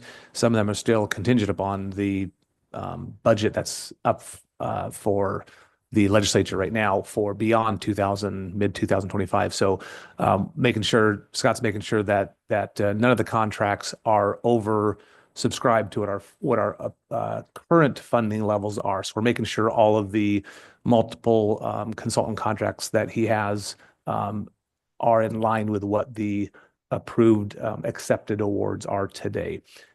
Should we get some further funding, then there will likely be some adjustments to the contracts going forward. But we just want to make sure we're not overcommitting the dollars that we currently have, not in hand, but currently on approved contracts.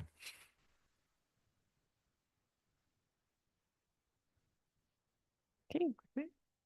Not seeing any other questions. Okay. There you go. Thank you for your support. Thank you. That's going to take us to Ben Bradaboe, Matt Zarakar.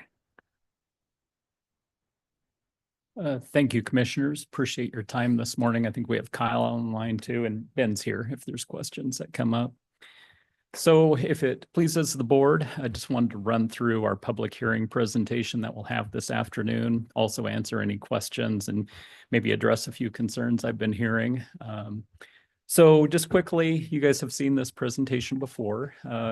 Stormwater, obviously, you guys know what stormwater is, but just all the runoff, largely in our world, associated with the roadway system. Next slide, please, Ron.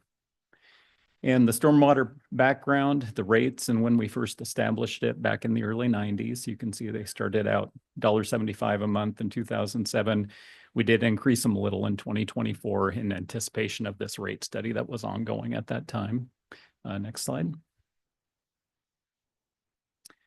So what drove the need for the study? A couple of things. One, we were having a lot of challenges addressing stormwater needs in our rural area outside the stormwater service area, and just not keeping up with what we're trying to do regarding stormwater is really the two big driving factors in the discussion regarding rates and area of coverage. Next slide. So here's the current boundary and also the proposed boundary. You can see the current stormwater area in purple there on the left. It was the stormwater service area, the census area from a certain time period. And really it focused on the urban area, and now we're really wanting to address rural concerns. They've grown into a very large issue for us. I think a lot of you hear from folks in the rural areas quite frequently regarding that. And it'll just give us a lot better ability to address those concerns and keep our road system in better shape. One thing probably worth mentioning, this is coming through similar timing to the APA considerations. You'll note that the APA area largely coincides with the existing stormwater service area. So those folks already have a stormwater fee they pay.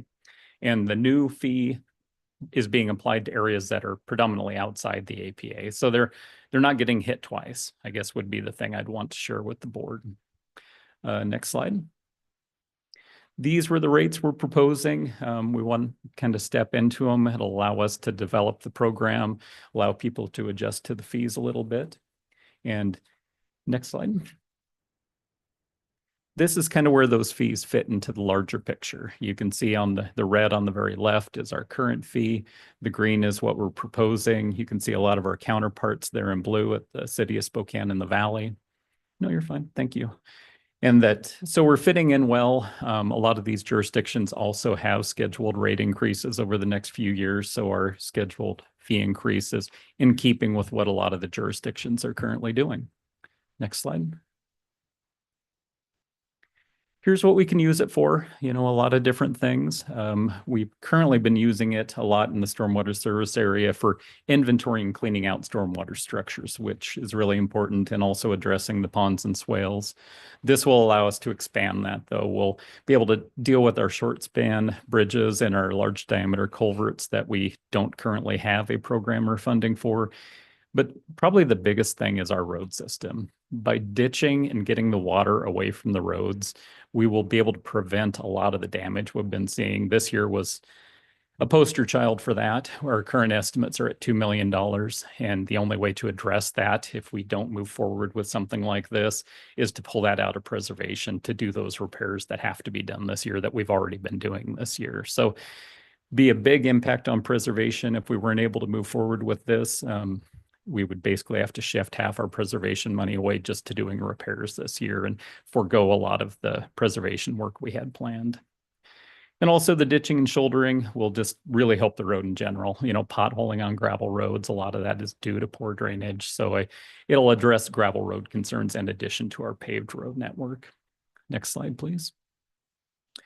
And then what will the citizens get? This is really important, where the rubber meets the road. What are they going to see for the dollars that we're asking them for? And this is a good example of it. This year we had a lot of road damage from inadequate drainage facilities. Picture on the left is just one of many, many examples, and by far, in a way, not the most dramatic example. Picture on the right's what it ends up looking like after we've done the ditching. Next slide.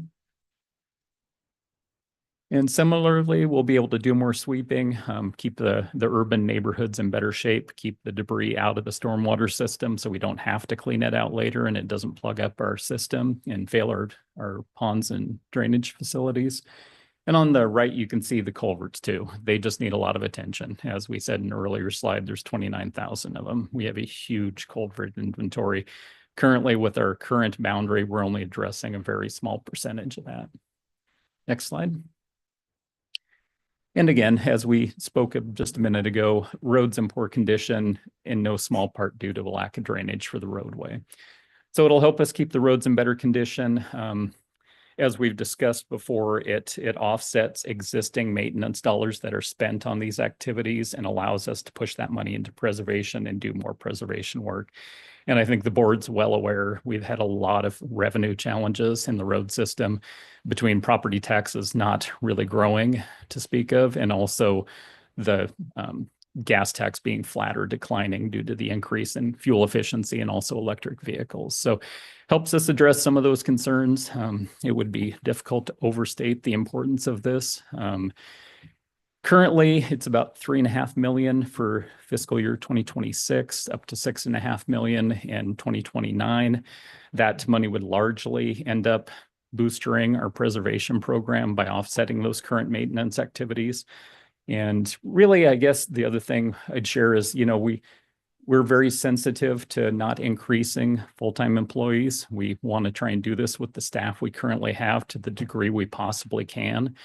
And the positions that do end up being hired or retained as the more likely scenario in our road maintenance group, not only do they help us with the drainage work for periods of the year when we're doing that job, they're also here in the wintertime to help us perform better, give a better level of service for winter operations, and do better preservation work during that time period.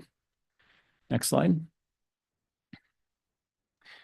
So that's just the summary. Again, our request to the board would be to consider expanding the service area to the entire county so we can address the rural concerns. As we've shown, the fees are well within what other jurisdictions are charging currently. And it's just a really large win for the road fund. It's just by offsetting those dollars, it's going to be a huge deal. This is a fairly pivotal point for us where a lot of the damage we're seeing now is delayed road work that happened 12 years ago when we went through the effects of the Valley Incorporation combined with the recession of 2008, combined with a lot of different factors. So we see this delayed preservation work catch up with us a number of years later. And we're just really hopeful that the board would support this effort because it will make a huge difference in the road system down the line. And I'm happy to answer any questions.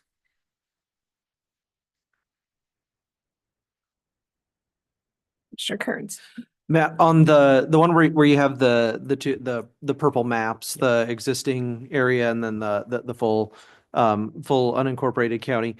Under the current map, can the dollars that are collected in the purple only be spent in the purple area? Yeah, correct. I should have Okay. hit on that. Okay. The way our county code and the resolution that formed the stormwater utility were written, those dollars can only be spent in the purple area on the left. So Okay. very restrictive currently on how we spend those. If the board were agreeable to moving forward with that, even this year, we could use fund balance and stormwater utility to offset that existing damage that we're dealing with right now. So Okay. that would be a huge shot in the arm for this year's preservation work. Short of that, we're going to have to pull about half our preservation work out just to do the repairs that we're talking about. Okay. And we were fortunate. It was a light winter. There were some dollars there, but not enough to cover all the damage that we've been seeing. And then on the rates, are those annual rates or? Those are monthly rates. So you can multiply those by 12 for what they'll be seeing on an annual basis, Okay. 48 to 84. Thank you. Yeah. Commissioner Jordan.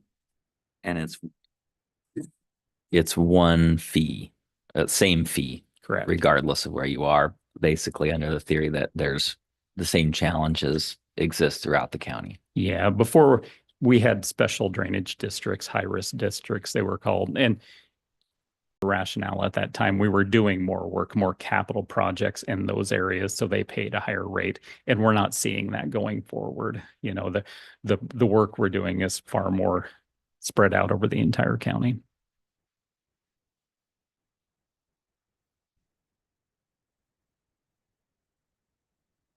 Great. Thank you. We'll see you this afternoon. All right. Thank you very much.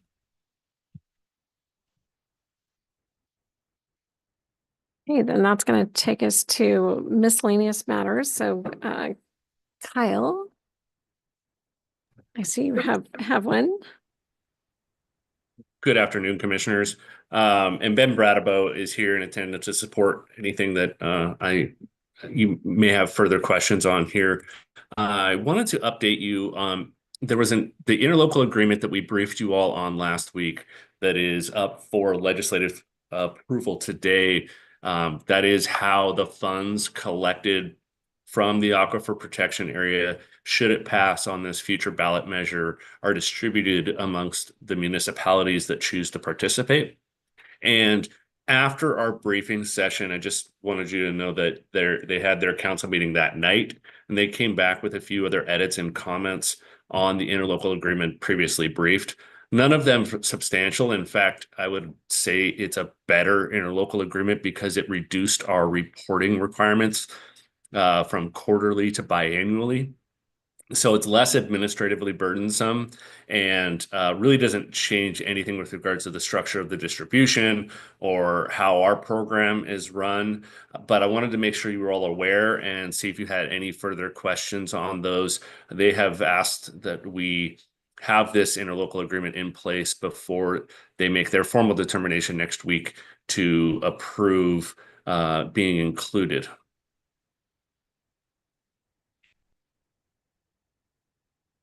Sorry, was the city of Spokane Valley? That is correct. Oh, okay, I missed that. Okay. And if you saw the paper this morning, the city of Spokane voted last night unanimously to be included as well.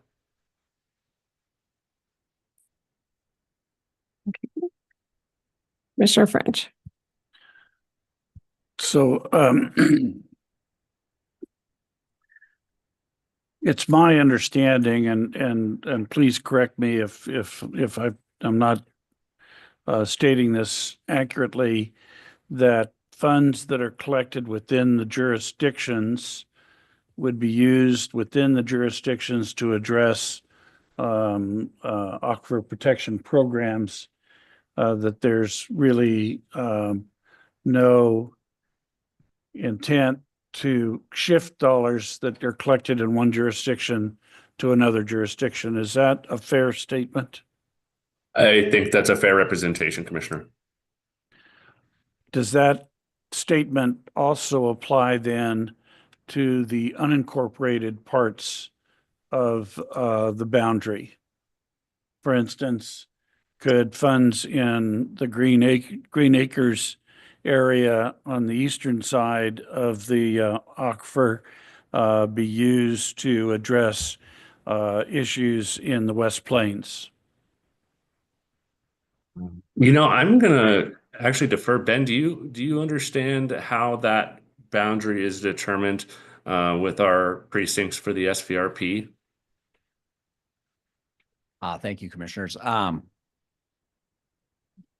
intent, the way that we've used it now, is to use the money within the area that it's collected. And so in the unincorporated portions of Spokane County, we've used that money over the Spokane Valley Raton Prairie Aquifer to do monitoring and education. It's not our intent to move it to a different part of the unincorporated portions of the county. That said, the Green Acres generates revenue, but so does North Spokane. And so it's all within the APA area. We use that money. And go ahead if I'm not answering your question directly. No, you've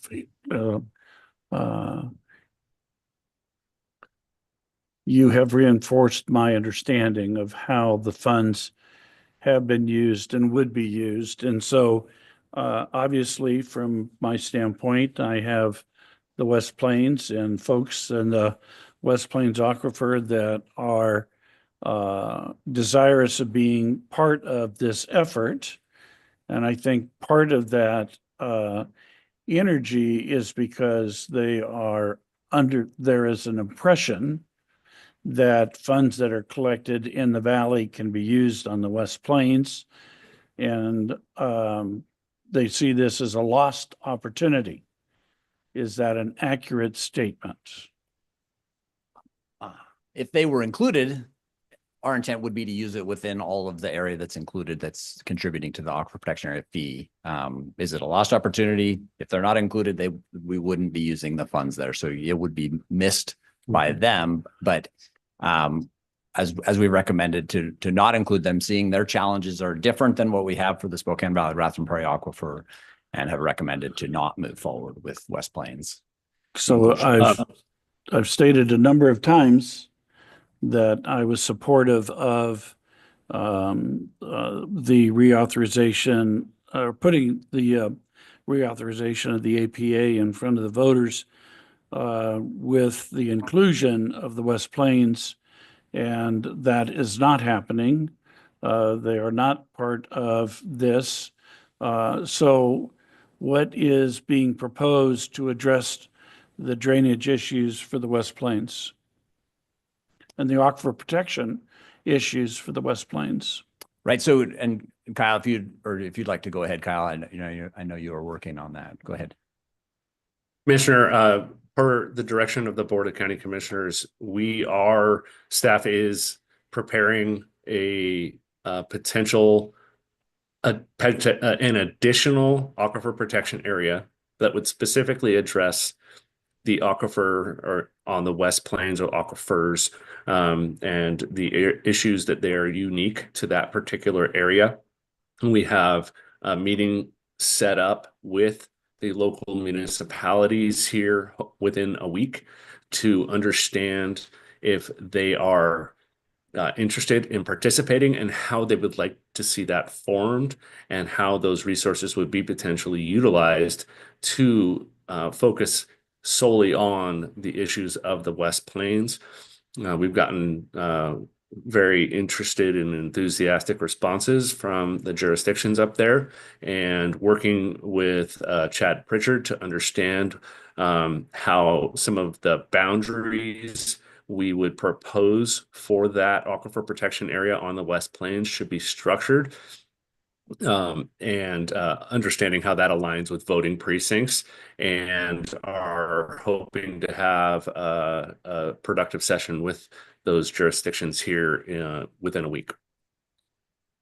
So what, if you don't mind, Madam Chair, what would be your, and I'm not going to hold you to this, but what would be your anticipated timeline for the West Plains to have an APA opportunity on the ballot. Is it realistic to think that that also might happen this fall? It is realistic that it could happen in November.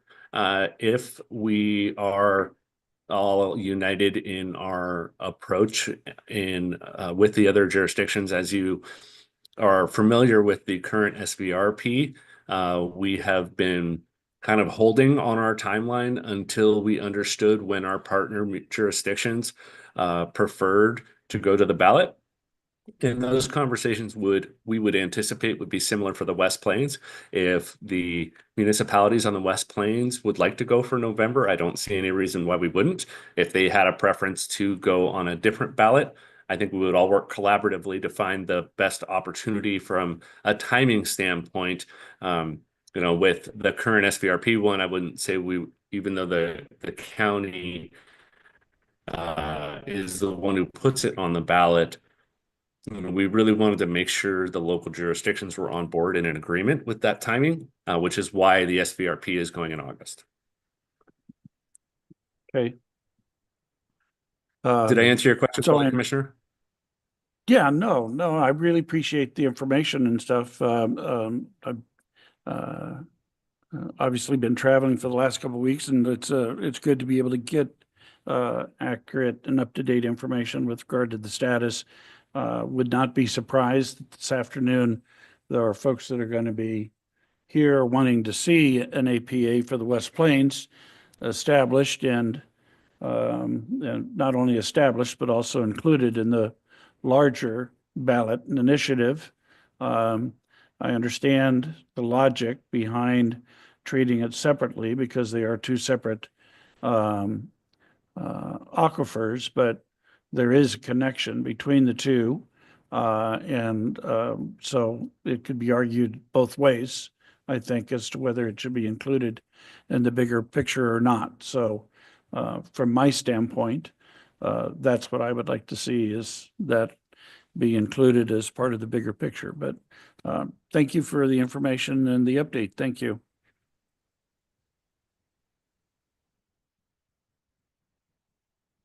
Any other questions for Ben or for Kyle? Okay, thank you.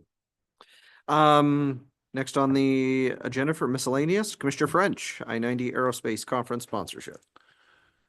So the aerospace organization here in Spokane County in northern Idaho previously was known as NWAC and is now as NEMA, is a organization to promote aerospace and advanced manufacturing in Spokane County and Kootenai County. And we have not contributed to that organization, even though we have multiple times indicated that we are supportive of the work that they do in advancing advanced manufacturing and aerospace in this market.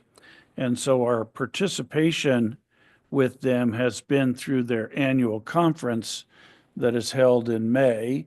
And we've been participating with them for the last, I believe, 5 years. That participation is at a cost of $2,500 that we then have a booth that at the conference that we also market the opportunities to aerospace companies throughout the West Coast and Western Canada that attend this conference and stuff. So I'm asking for the board to continue that contribution of $2,500 so that we can be represented in the conference in terms of our interests. We do have now the federal money that's coming to the Tech Hub out in the West Plains. And so that will be one of the features of this conference that will include representatives from Boeing, Collins, Raytheon, Schweitzer Engineering, and a variety of other aerospace and high-tech companies that are interested in Spokane and interested in the aerospace industry and stuff. So we did not include it in our budget for 25, but I think this is a priority that we've maintained historically, and requesting that the board consider participating in the conference here. It does entitle the county to free admittance, I think, for 4 people. Yeah, and other marketing opportunities for the county and stuff. So it's not just being able to set up a booth. It's actually being able to market the county. So anyway, that's my request. Just knowing we're going to have budget issues as we move forward, is this something that now that S3R3 is up and running, would be a better use of S3R3 dollars because they're really promoting that area collectively? Yeah, and S3R3 is already part of the conference convention. Are they a sponsor for the? They're contributing to it, yes. I don't know whether they're identified as a sponsor or not. I can find out. I'm thinking as we move forward for the Yeah. future, we'd probably want to have them being the sponsor, not the county being the sponsor for it. If the direction is that S3R3 would then represent the interest of S3R3, that would be that, but because a lot of these companies are actually located in your district and Commissioner Kern's out in the valley and stuff, that's why we treated it as much more of a county issue as opposed to just S3R3, because that S3R3 is just limited to the West Plains. Okay.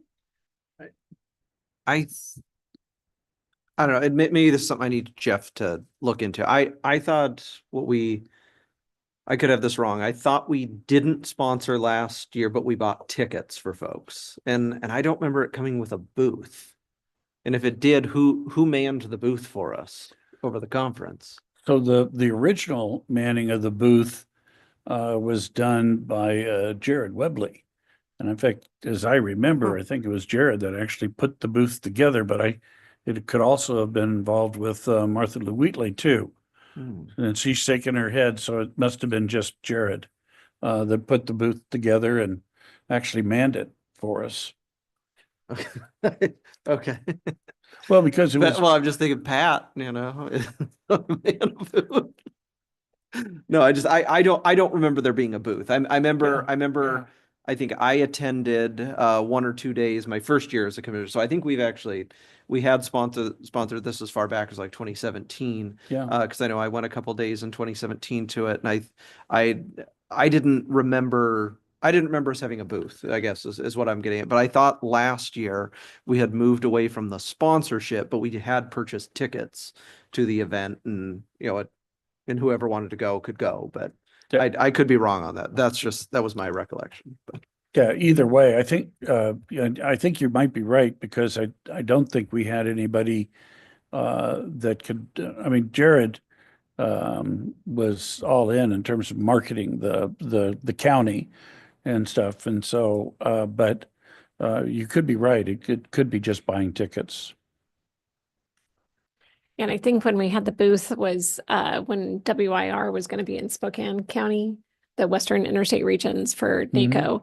And so we did a whole booth thing that we went to other NACO events and had the year ahead of that. So I think I don't think we've ever updated the booth since then. Yeah, I don't think we've updated the booth since we originally did it and stuff, but we have reused the booth a number of times. Yes.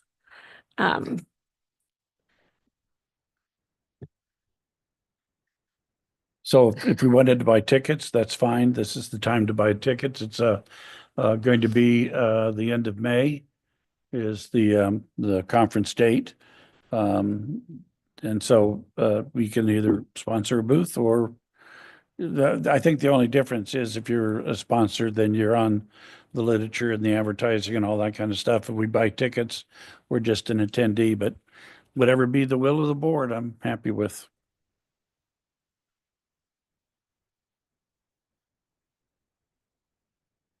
Commissioner Waldron. And I don't know any of the history behind it, but I do remember the tickets conversation at one, maybe in the last 2 years, but I guess I'm just wondering, would S3R3 or the city of Spokane Valley with their economic team, would those be the folks maybe best positioned to promote the different areas for manufacturing, within the county? Just wondering if they're already attending and if that is something that they're going to be doing. I don't have the answer to that question, but I can find out, let you know. I can find out from the NEMA folks who has signed up already as a sponsor and get that information, then come back next week. Can you send us a link or if you have a pamphlet that just lays out the levels Oh, of sure. sponsorship? Yeah, Where, no, I where can we do wanna that. come in? Yeah. All right. Thank you. Okay. Thank you. Okay. Anything else miscellaneous before we get to media and press releases and proclamations? Yeah, I had one, I know couple weeks ago brought up, about Public Works wanting us to look at doing, some type of, ribbon cutting type event out at Newman Lake. Wanted to throw out a date if it worked for folks, if they wanted to check their calendars. Was looking at, possibly, we're looking at the end of May. Just gonna throw out May 28th. It's a Wednesday. Anybody has any objections to that? I mean, we can determine on time of day. We'll work with Martha Lou and Pat and the folks with Public Works, but just to at least narrow it down to a day. That's a good day for me before 3:30. Okay. Works for me. I will be out of town. I'll be zooming in those meetings that week. Okay. Are you okay with us? Yes. Going for, okay. So Commissioner French, Um, you may be at the conference. I will be at the conference. Oh, okay. The aerospace conference Oh. it's actually all day on May 27th. I do not have it on May 28th, so it might be that it's just a one-day conference, in which case I'd be available. Okay. So Martha Lou, May 28th. All right, there we go. And then I did have one other item I was going to ask, for this Friday with the city joint meeting, is there, I know we have discussed topics. Is there an agenda, a draft agenda going around? That's gonna be, but I have. Oh, awesome. Awesome. Okay. Anything else? Okay. So yes, so Council President Wilkerson and the city of Spokane has kind of put together a draft agenda. It is a presentation from the sheriff and the chief on drug enforcement efforts. I mean, it's focused around the opioid dollars. As you heard me ask Dr. Zing to have her speak for about 15 minutes on just kind of what she's seeing from last year to this year. And then Justin Johnson and Maggie will talk about kind of what the county and what the city are looking at for opioid, kind of what the council, what is proposed for that. And I am still trying to get Shrek on the agenda. What's the total time? 2 hours is our total time. What does this get us to though? 40, 55. That's only an Yeah. hour and 10. And there's a potential executive session that will be happening. So. Okay. So, and I'm hoping to get Shrek on for 15 minutes. So we can get the information out. So that's the draft agenda as of today. And trying to add we don't want to add too many things to it. Otherwise, then we're going to get bogged down and not have enough time to cover what we need to cover together. So that's why homeless isn't on the agenda at this point in time. We're really focused on, as the city council is looking to make decisions on the opioid dollars. And as we're looking at our opioid dollars, kind of having that as part of the discussion. So the focus areas, just to reiterate, are opioid, substance treatment, investments, and then criminal justice issues between the city and the county and just working. Is that what was the second time? Well, it's really the drug enforcement effort, but Okay. it's really all, around the opioid settlement dollars. As the city council is looking to make a joint decision to come alongside Spokane County. So really want to make sure that we're all informed as to what the sheriff's office and what the chief are seeing. With drug enforcement efforts, are we seeing changes happening between the two? And then that's why having the medical examiner there to say, what is law enforcement seeing versus what is the reality of what's happening in our streets at this point in time. And then, how we're looking to use those dollars. So I'm sorry, what was the third item then that you mentioned? Justin Johnson and Maggie Yates will be talking about kind of what they're looking at for the dollars. Okay. Yeah, I think it would be, and so that'll be an opportunity to talk about the expansion of the Crisis Stabilization Center. Correct. Because I know there was some, I don't know how familiar some of the city council members are about what that current stabilization center does today. Because many of them weren't around when it was funded and developed, 5-6 years ago. So, And also what's happening at STARS. right. Okay, So- thank you. So it's really trying to, yes, get all that information so it's out there for everyone to know and understand. So. And it will be, I think, at the health district. We've confirmed we're going to be doing it down at the health district from 10:30 to 12:30. And this is again, just draft at this point in time. It's not finalized, and we'll get it finalized and get it out to meet our notice requirements. Commissioner Jordan? On a related note, just wanted to share that I had a chance on Friday with some of the staff from the different offices to go visit STARS and kind of see the facility, and you really get a good sense of kind of the triage area, the sobering beds and the withdrawal management upstairs and kind of how it's all right there. So there was good dialogue. And this is maybe something to talk about at the meeting, but with the sheriff's office as well about how to direct people who would be appropriate for that program. So I just wanted to say that was really great to do if anybody else gets a chance to do as well. That spurred my thought around, would it be beneficial, and maybe you've already thought about this, Madam Chair, to have Misty from the health district's opioid treatment program or others from the health district just available for if there's any questions. I know that we've been discussing making investments to have more hours for drop-in for folks to access opioid treatment. So just wondering, there may be some questions that Justin's fairly knowledgeable. Yeah, But just in case there were some questions about from the health district's perspective, I didn't know if you were thinking about inviting them.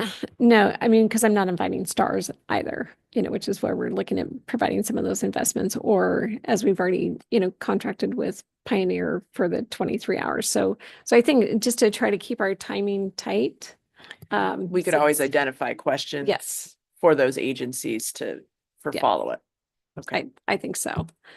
So it is at the health district, so they're welcome to attend and understand the questions. I do believe it will be streamed on, Pat, you can talk about the setup. Good morning. Yes, Ron and I took a tour over there. It's a very nice room. It's where I think the Board of Health meetings are held. It's well equipped to host public meetings, at least for public attendance. There won't be public participation in the meeting according to the agenda because it's a joint meeting.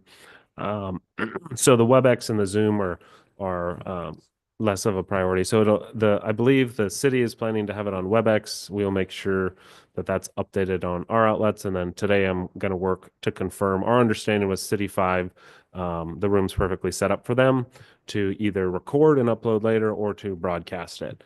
But WebEx will be likely be the vehicle for making it publicly available for anybody who wants to attend publicly. But again, no participation component since it's a meeting between the council and the commission.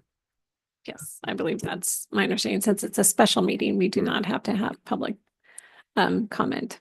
No, and then the city's gonna run the WebEx meeting. Jacoby will have his laptop there and actually run the meeting for the virtual option. Okay. For presentations and PowerPoint slide decks and things, Jacoby had put his hand up and said he would handle the clicking. Very good. And I haven't used WebEx for a while. I think at the beginning of the pandemic, I had to log into some meetings using WebEx. Is that publicly available to any citizen, no matter if they have that program, that software? I haven't used WebEx since 2020 myself, so I could Jacoby, no I self-respecting remember person uses back in WebEx anymore. 2020, I was not a fan, but I assume that it's improved over the last 5 years. We can reach out to Jacoby and the city to verify. Obviously, if they're using it for that's what they use for their city council live meetings. So people are able to access and get on. Okay, thanks. And I think the hope is also that if City 5 is carrying it live or broadcasting it, in addition to the WebEx, there's kind of two different vehicles. For people who are used to watching the city council via WebEx, they can watch it there. However it comes out, we'll make sure that it gets shared on our stream so people know where to tune in. Okay. Well, then we're going to be attempting to have this combined meeting, so we'll see how it goes. So let's see. So then I think any other miscellaneous items? Okay. Then I'm going to hand it off to Pat for media press and proclamations. So I'll start on proclamations. We're heading into proclamation season here. We'll have 3, it looks like, slated for next week, and those should be familiar to you. We'll have the National Correction Officers Week resolution prepared. We have down, that's May 4th through 10th, so we're going to run that one on time. We have National Therapy Animal Day. That will be Commissioner Jordan who's bringing that one forward, I believe, if I'm correct. No.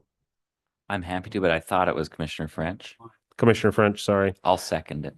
Very good. Just put everybody on notice about that. I'll be really fast. Good. Okay, we'll make that correction. And then we'll have Behavioral Health or Mental Health Awareness Month. That was requested by Justin Johnson. And we had as a sponsor, Commissioner CUNY for Mental Health Awareness Month. Can be read by the chair or the vice chair, or if another commissioner wants to pick it up. Okay, so that will be sponsored and read by Commissioner Chair CUNY. So that's it for proclamations for now. We will have several more proclamations coming in May. On the sports teams, I just wanted to mention Martha Lou's been in touch with Northwest Christian, and we're tracking that information down. I think we're waiting to hear back from G Prep, but those are on their statewide title wins, I believe. So I got in touch with the G Prep basketball coach yesterday, and I sent you an email right before this, Martha Lou, but you're here, so that's great. And so I just wasn't sure. I need to connect him with Martha Lou, but are we trying to arrange multiple teams on the same day? I didn't know what the goal was and what the date is that you're targeting. I think in talking with Martha Lou, as you can imagine, it's difficult to get all those students on a bus, permission slips with a coach. Some of the teams, we were going to offer them, if that's too difficult to do before the end of the school year, we could mail them a proclamation, or somebody could offer to go out and present it, to the team. The other option we would have is that a coach or a principal or an athletic director could come speak and receive it with potentially a student athlete or not, just depending on what works for them. But ideally, yes, I think it's nice to have kind of a sports day if that works out with schedules. But we'll try to be flexible and accommodate them. Just not trying to get more than 2 or 3 proclamations a week. I think it just makes for a longer meeting, and there's people coming and going during the meeting. So if that sounds good. So I'll just follow up and give you his contact information, Martha Lou, so you can arrange. Is it Maddie? Mm-hmm. I'm sending an email. Yeah. I texted him last night, so I'll get it to you. Thank you. Have we ever done I know there's only so many proclamations that you can do, but there's no bad idea in brainstorming. Have we ever done a therapeutic court month proclamation before? And the reason I asked is I got an email from Judge Zamblin a couple weeks ago, which I missed, asking the city and county to consider a proclamation for May being therapeutic court month. Apparently the governor did a proclamation. Mr. Fitzgerald might be interested in participating in that as a big advocate of Veterans Court. Just a question. Yeah, I don't know that we have, but happy to do it. Okay, we got 3 on that one. So we'll add that one to the mix. Speaking of proclamations, I think there's some information in the chair's inbox. We did receive notification from OFM and in Commissioner Jordan's inbox, or Chrissy has it, that there were 2 volunteers, statewide volunteers who were named. It's like an award for volunteers. One who's been involved with the Food Network in Spokane, kind of a community food bank type situation. And then the other was for Washington Fallen Heroes Project as a volunteer organization. And so Martha Lou and I are doing some brainstorming on appropriate timing for that, if you want to send a personal note versus do a proclamation. But OFM notified us at the state level yesterday through the commissioner's email form. So just for awareness, those 2 came through. I think both one's in Washington Fallen Heroes is in 5 Mile, and the other one's in West Central, the individual who's running the food operation. So that's those 2. And then on press releases, if there's no more proclamations at the moment, a couple anticipating board action on several interlocal agreements coming forward soon. I did get an email from the city's communications director around a topic, and I need to connect with Scott on that. I wasn't aware of that particular interlocal agreement, but we will look at that and see if it's something that's on homelessness, a topic that Scott and I are going to connect on. And then anticipating something around a briefing session with Justin on the co-responder program, which a number of you, maybe all of you, have been involved with City of Spokane and Spokane Fire. So I will be out next week, but if there's a need for a press release, if the board action for some reason comes up next week, if not the 29th, at the 29th meeting, we'll have something prepared for you all to consider. Quote from the chair and probably Justin, but open to board feedback on that or desires. So those are the 2 big ones that are coming. Justin has a number of other things that are in development, but the timelines are kind of in flux as agreements are being finalized. It's all around MHST or opioid settlement funds.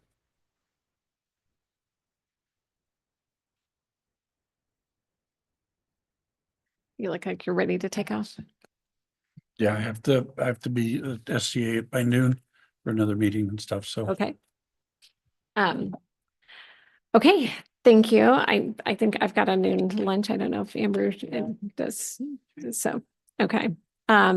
So looking to Mr. Simmons and Mr. Folsom, because I think we have some executive sessions we may need to delay till this afternoon. We're fine to delay 3 executive session items, 2 that are pending in potential litigation, and 1 an acquisition of real estate. Okay, and how long do you anticipate all 3 of those taking? 2 litigation pieces, about 25 minutes. And then the acquisition of real estate is probably about 5 minutes. We could tuck that in right now. Okay. We could Shouldn't do- be anything we- longer than 5. yeah, let's go ahead and do that one right now. Okay. So we're going to go into executive session for 5 minutes. Is that what you said, Mr. Simmons? If you would like to state the purpose and who shall be in attendance? Sure will. 1 executive session item for acquisition, lease of real estate under RCW 4230 110 1B. That'll include the board, Matt Folsom, myself, Doug Chase, Jasper Coulter, and Jeff McMorris. 5 minutes, no action. Nope.